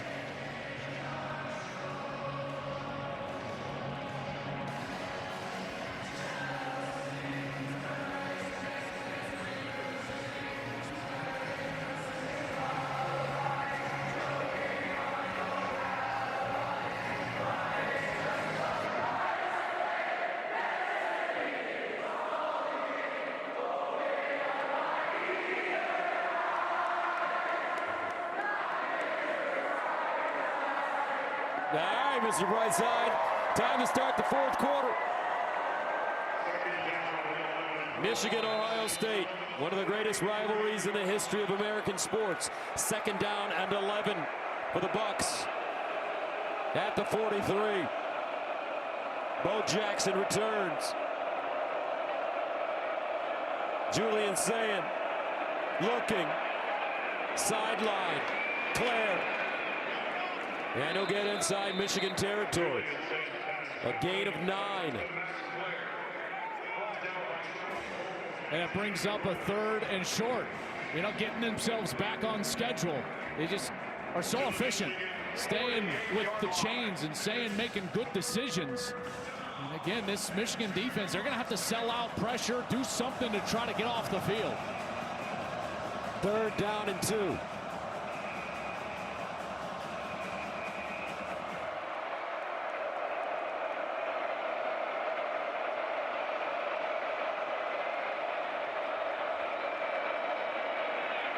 Jackson gets to the edge. 1st down, Ohio State. Bo Jackson. Partner, the Buckeyes got another one. J.K. Dobbins, Travion Henderson, Quinson Judkins. Now this kid. I tell you what, he is an excellent back, and he gets a little assist right here. Beautiful block right there on the edge, and it allows him to just escape the reach of Jayshon Barham. That's Nate Roberts, number 83, just a true freshman who gets enough of number 1 Barham. And then Bo Jackson, another true freshman, is able to get on the edge. Bo Jack, 18 carries, 104 yards. 1st down, Ohio State.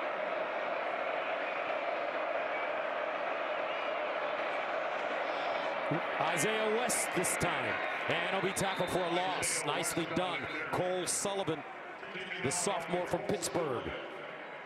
If you're Michigan right now, you got to be concerned about just the number of possessions that are expected in this game. You know, it's been a really low possession game anyways, and Sharon Moore knows that Ohio State is going to use a methodical nature. In fact, nobody runs fewer plays and has fewer snaps in a football game than Ohio State in the entire country. And so Sharon Moore knows that they need a play desperately soon. They just will not expect enough possessions to come back in this game. 2nd and 10. Again, on the ground, West breaking tackles, and another 1st down. 14 yards. And check out the left side of the offensive line. They mash everything down. Shabola around the edge. You got a tight end leading up into the hole. That's Will Kazmarek. And Isaiah West does a great job getting behind those blockers and then running through contact, breaks a tackle of TJ Metcalf, and he's through for a 1st down. Let him eat. 1st down, Ohio State. At the 22.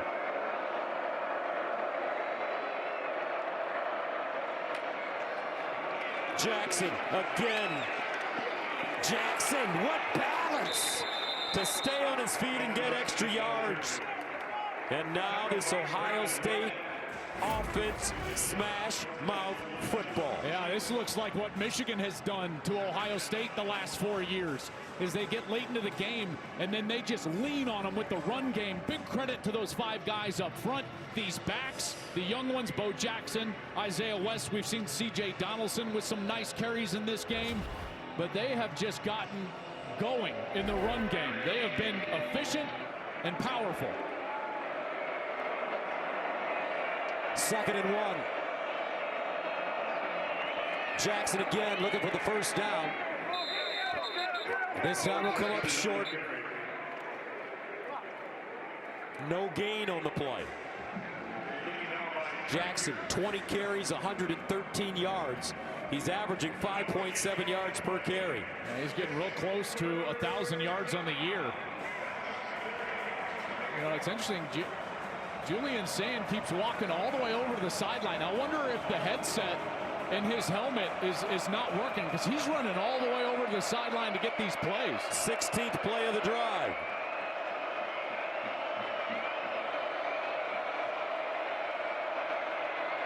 Quarterback sneak, 1st down, Ohio State.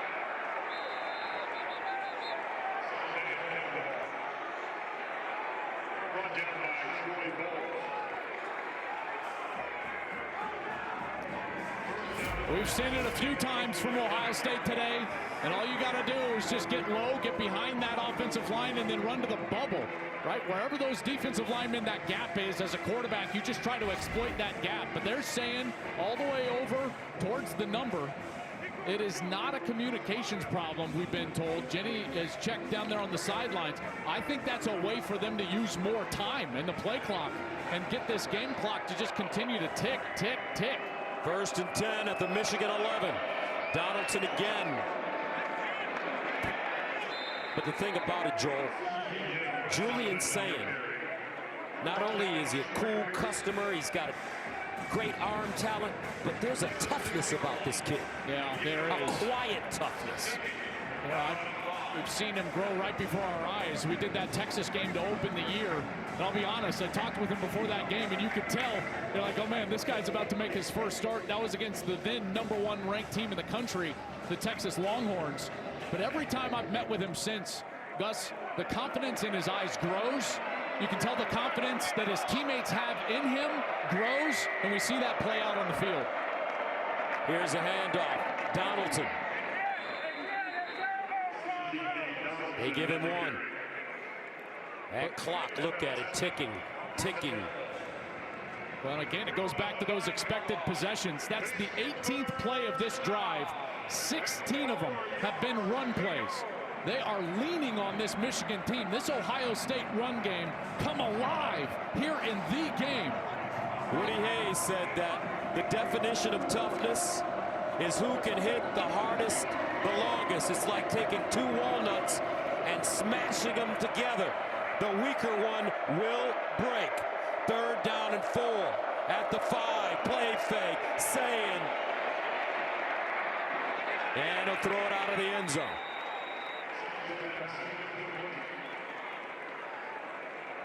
And Michigan finally gets the stop on 3rd down late in this drive. He's going to force Jaden Fielding onto the field for a field goal opportunity.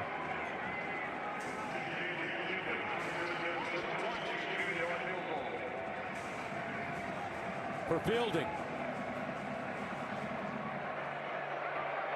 This will be from 23 yards out.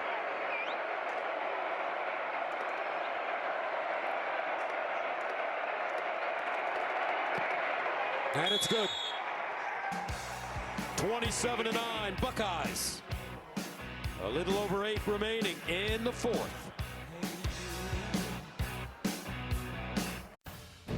Big Noon Saturday is sponsored by Pacific Life, building confident futures for nearly 160 years. And by Discover. It pays to discover. Look what Brutus did. Look what Brutus did. He crossed out the M at Michigan. Grounds crew has to get out there.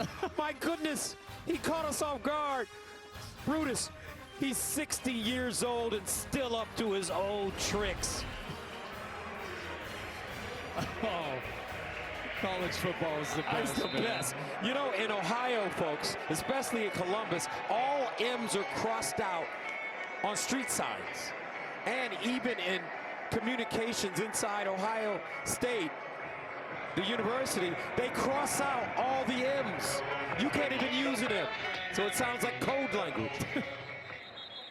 27-9 our score. Ohio State not far away. Let's see how Michigan responds after this. Only darkness every day. Pacific Life Game Summary is sponsored by Pacific Life, building confident futures for nearly 160 years. Well, early in this game, it was all Michigan. Jair Hill with an interception, and then the Buckeyes started rolling. This touchdown, controversial one to Jeremiah Smith. Brandon Ennis, he finds the end zone. Then the home run, the tater to Carnell Tate, right down the middle of the field, and it's been all Buckeyes. And then that run game has really leaned on Michigan. This defense for Ohio State has only faced 35 total snaps here today. Underwood. That one thrown high, incomplete, intended for McCulley. Let's go downstairs and check in with JT. Well, something I've been monitoring down here, Gus, the communication system is currently down. You can tell that the light is flashing red. Until it's green, there is no communication from the box to the coaching staff. Coach Day just came over here very upset, trying to figure it out. So many guys with Ohio State are trying to fix this right now. Could be the weather, could be the cold, but right now, zero communication. All right, thank you, Jenny. 2nd and 10. At the 25 for Michigan.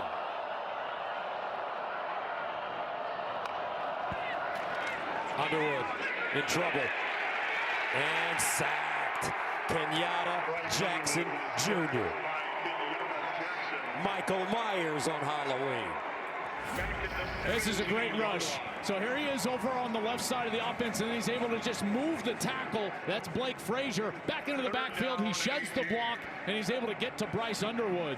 This offense has just been able to do absolutely nothing, really, in the second quarter, third quarter, here in the fourth quarter. Meanwhile, Ohio State's offense has eaten up all of the clock. First sack of the game for either team. Underwood on 3rd and long. And it's caught. But Caleb Downs comes up and just decks to Nelly. And that brings up 4th down and 16. Well, this is what's so impressive about Caleb Downs, is that he can just line up all over the field. Here he's lined up as a linebacker.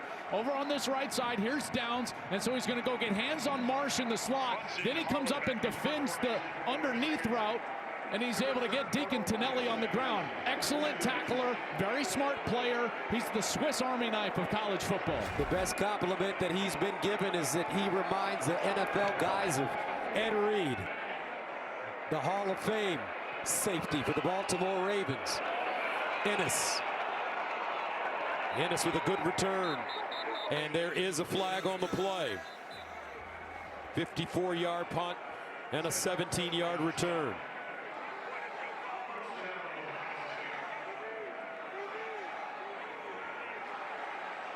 During the return, holding number 21 of the kicking receiving team. 10-yard penalty from the spot of the foul. 1st and 10, Ohio State. Timeout.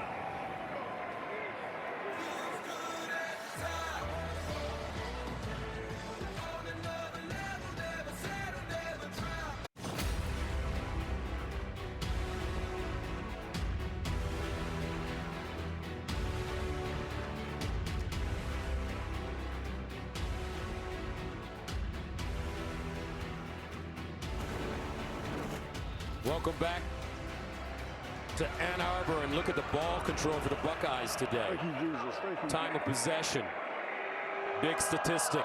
First down at the 29. Bo Jackson, another 100-yard day, the 6th 100-yard game for Jackson in his freshman season.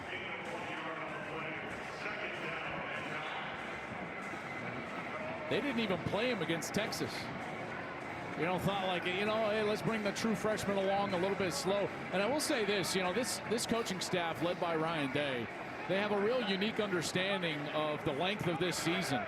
You know, they played 16 games a year ago en route to a national championship, and they built their entire season, their schedule, their entire offseason around the fact that they believe they'll play 16 every year and get to that moment. 2nd and 8. Jackson again.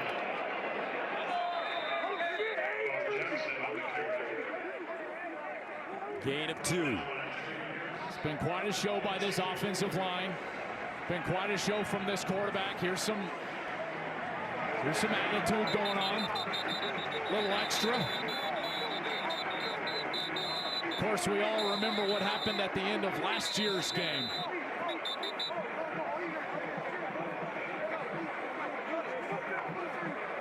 High emotion in this one every single year, and this one just always felt a little bit different, didn't it, Gus? Yes, it did. There's a flag down.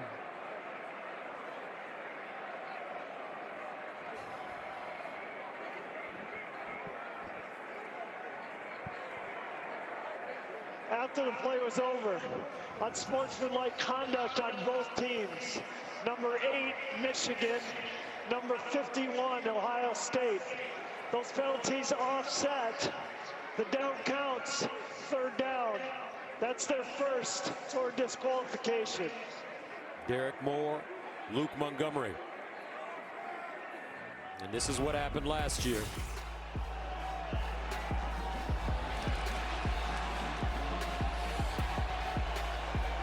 They got after it. Michigan trying to plant the flag. The police on the field ended up using pepper spray to break that up. It was an ugly scene for college football, but it just speaks to the emotion and passion in this rivalry. 3rd and 6.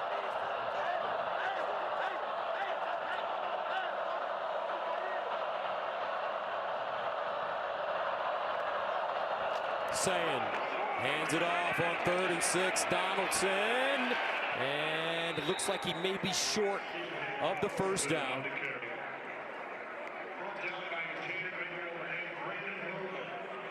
Well, I'm sure Ryan would love to just go for this and move the chains and try to end the game with the ball. You know, it's a 3-possession game.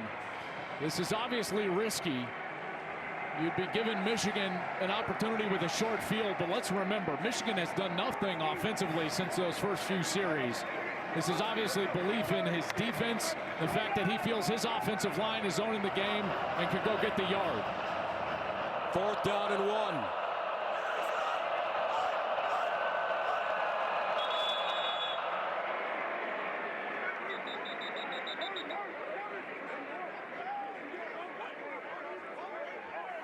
And Ohio State calls a timeout. Let's take a look at what's in store for next week. Indiana and Ohio State have been wrecking balls this season, bowling over their competition. They're the top 2 ranked teams, and their quarterbacks are the Heisman favorites. They're set to collide next week in Indianapolis for the Big Ten Championship. So next week, folks, is a game that will be for the Big Ten Championship, possibly the #1 seed in the college football playoffs, and the Heisman Trophy. Everything on the line, and it's in Indiana's backyard. You run in Indianapolis, and they'll be, I tell you what, they will be fired up. Kurt Cignetti will be fired up.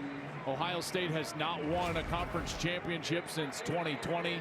You know the Buckeye faithful will travel. They've traveled well today. They will travel again next week. And this is a group of seniors. Let's remember, this group of Buckeyes, you know, there's still things that they have not achieved, even with winning the national championship a year ago. They don't have gold pants, haven't beaten Michigan since 2019. They haven't won a Big Ten championship. There's Davis and Igbinosun looking for both of those. 4th down and 1 at the 38. Ryan Day trying to ice this game. They give it to Donaldson. And it's a 1st down, Buckeyes.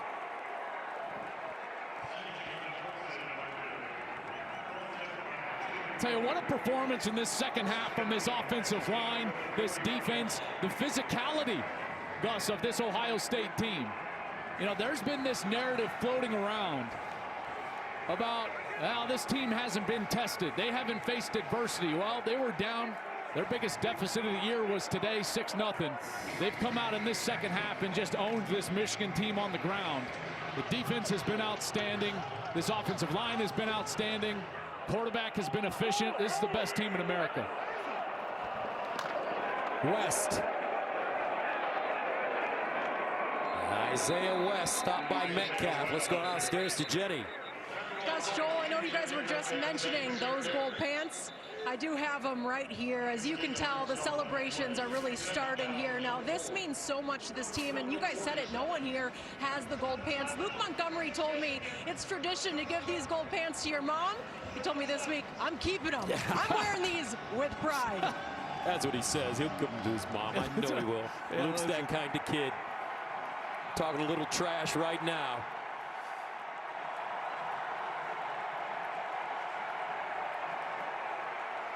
We've been waiting a long time for this. Gus, tomorrow is 6 years to the day. The last time Ohio State beat Michigan. And there have been some devastating losses over the last 4. A couple of those matchups, both of these teams undefeated. That 23 matchup was just sensational. Both undefeated. Spot in the Big Ten Championship and the playoff on the line. Michigan has been able to win those games, and Ryan Day,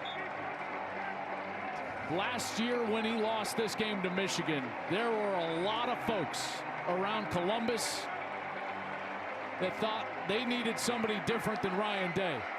And you look up here today, and he's about to go 16-0 since that Saturday afternoon in the shoe with a national championship. This will be his 7th win over a ranked opponent in that stretch, and he'll finally get a long-awaited win over his rival. 2nd down and 4 at the 47. But one thing about Coach Day, as West runs it, he knows how to recruit. And not only players, but coaches. That man right there, Matt Patricia, with the pencil in his ear, his signature, has done a marvelous job with this Ohio State defense. Not only has he given them the X's and O's, but he's given them that confidence. He's motivated these kids. They believe in him and look up to him.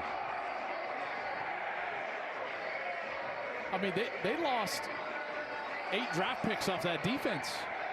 You know, and you come back and you think about Ryan Day's checklist since the beginning of last year. Well, they won the national championship.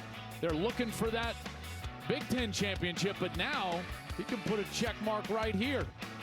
And he can finally get rid of that line at the bottom of the checklist.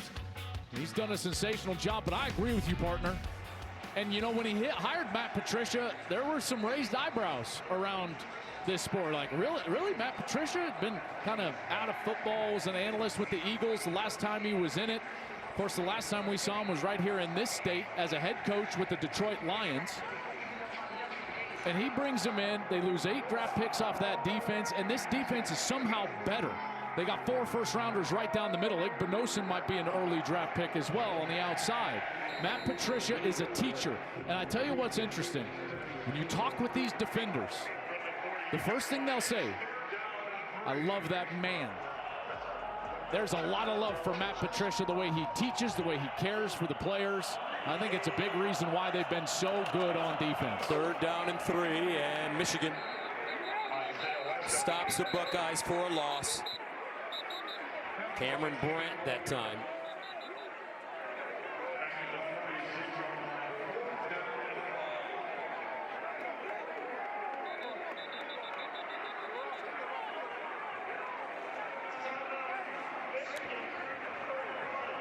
Ohio State, the ground game has been their weapon. They've run the ball 43 times today. 177 yards rushing. Bo Jackson with 117 of those yards. I feel like every week we get more answers rather than questions for Ohio State. You look around college football, a lot of times, you know, these late season games, they provide more questions than answers. Look at Texas A&M last night. Now all of a sudden it's like, well, okay, what are the Aggies going into the playoff? I'm not quite sure. You know, what Georgia wins against Georgia Tech, but they give up, well, they only gained 260 yards, score 16 points on Georgia Tech, who allowed 42 to Pitt. You know, so those performances provide questions. This one is just answers. We can run it. We can deal with adversity. Our quarterback is solid. Our defense is outstanding. You know, that's why they're number 1. 3:05 to play in the 4th, 27-9. Ryan Day had his guys prepared, calm, confident. As he said, business as usual. Coach Day told us not too long ago, I have one job and one job only, and that's to win every game.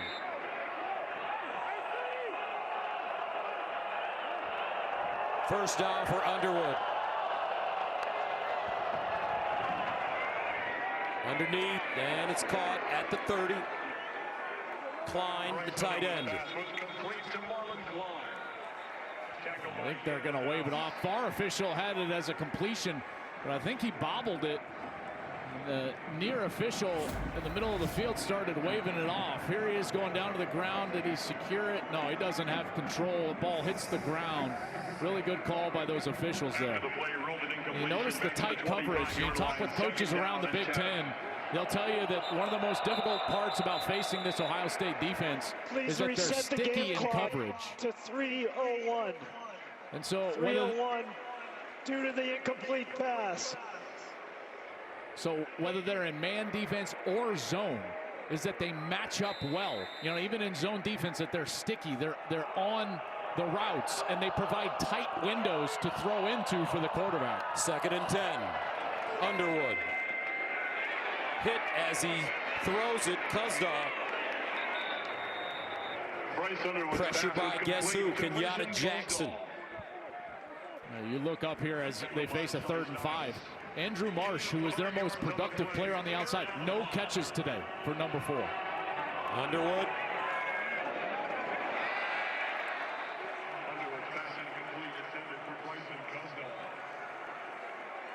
That brings up 4th down. I'll go for it here on 4th down. Part of the reason Marsh has no catches, a lot of times Ohio State has been doubling him over the top and underneath, knowing that Underwood looks that direction most of the time, was the most targeted wide receiver that Michigan had coming into this game, in particular in the back half of the year. 4th down and 5. Michigan going for it. Bryce Underwood, and it's intercepted. Davis and Ignosin. And that'll do it.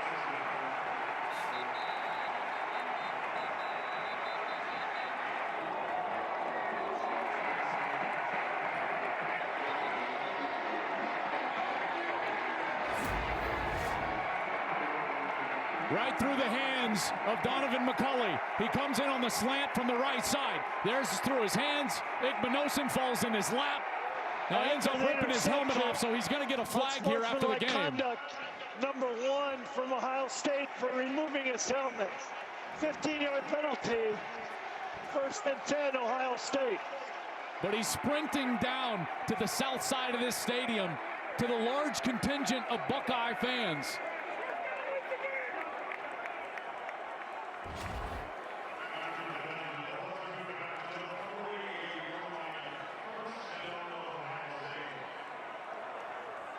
Man, what a performance by this defense. I tell you what, man, these guys are really good. And, you know, they adjusted from early in the game. They started running a few different defensive fronts to take away that perimeter run game from Michigan. All of a sudden, Michigan, after Marshall left the game, really couldn't get the run game established. And because of that, you know, it was never going to be a great game if they had to drop back and throw, which it turned into a drop back game. And that's just not a game that they're going to win. Donaldson. Donaldson on the 2:24 to go. Well, I'm sure they'll take this all the way down to the 2-minute timeout.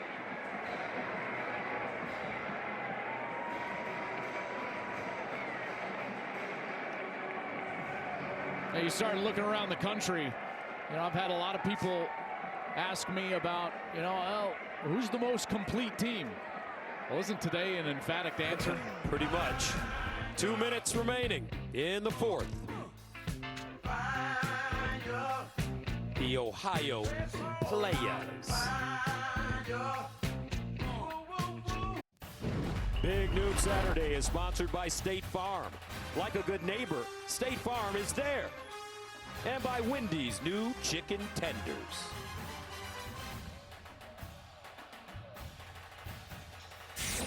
Clearly, the last 4 years haven't been good enough. You have to be critical and figure out what has to be better. We've been waiting a long time to get back to this week. Ryan Day. What a great coach. What a great coach. Credit to Urban Meyer. He passed the baton. He set the Buckeyes up for the future. There's Coach Meyer, our guy, our coach now. He had scope. He saw the future in this man.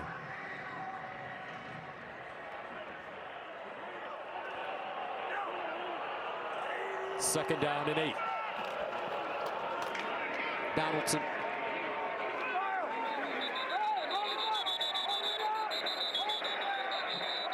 Gains 3. Next Saturday is the Big Ten Championship game on Fox.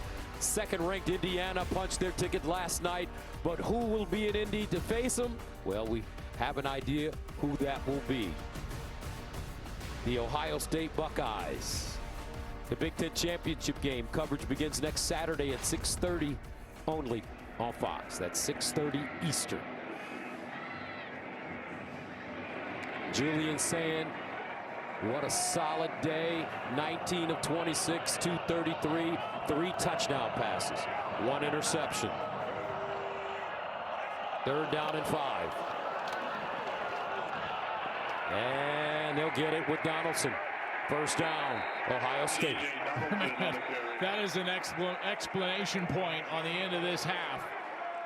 That was the 27th run of the second half. And look at Ryan Day.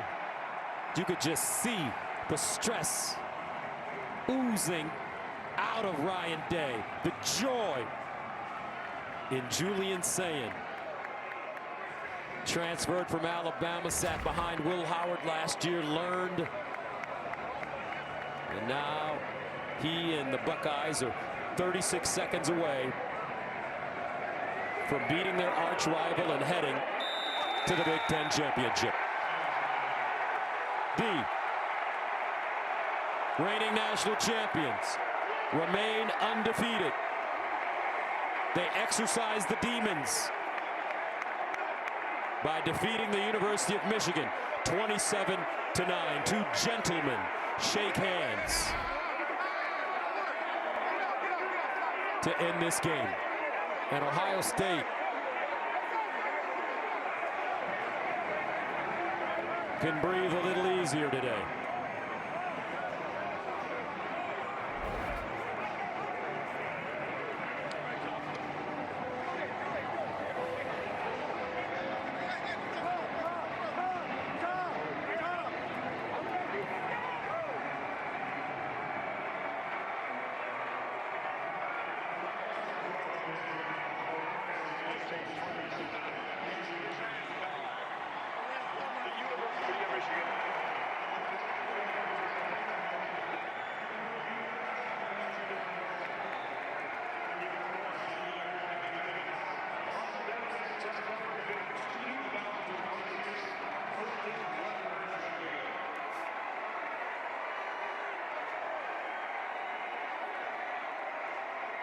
Gus, Michigan hasn't left the field.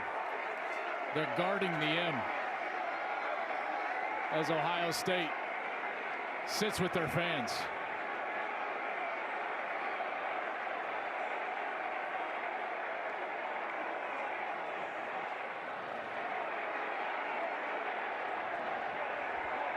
Let's go downstairs to Jenny.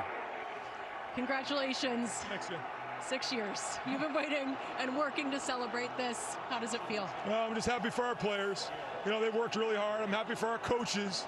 You know, they worked really, really hard. And, you know, we had a good energy this week. We had confidence coming in. And, man, the guys played tough. They played physical. We won the line of scrimmage, and I'm just happy for our guys. There's so much emotion. We're still seeing it on display. What will it mean to you, to your family, and to your fan base to celebrate in Ohio tonight? Well, we're gonna win with humility, and you know, I'm just happy for a lot of people right now.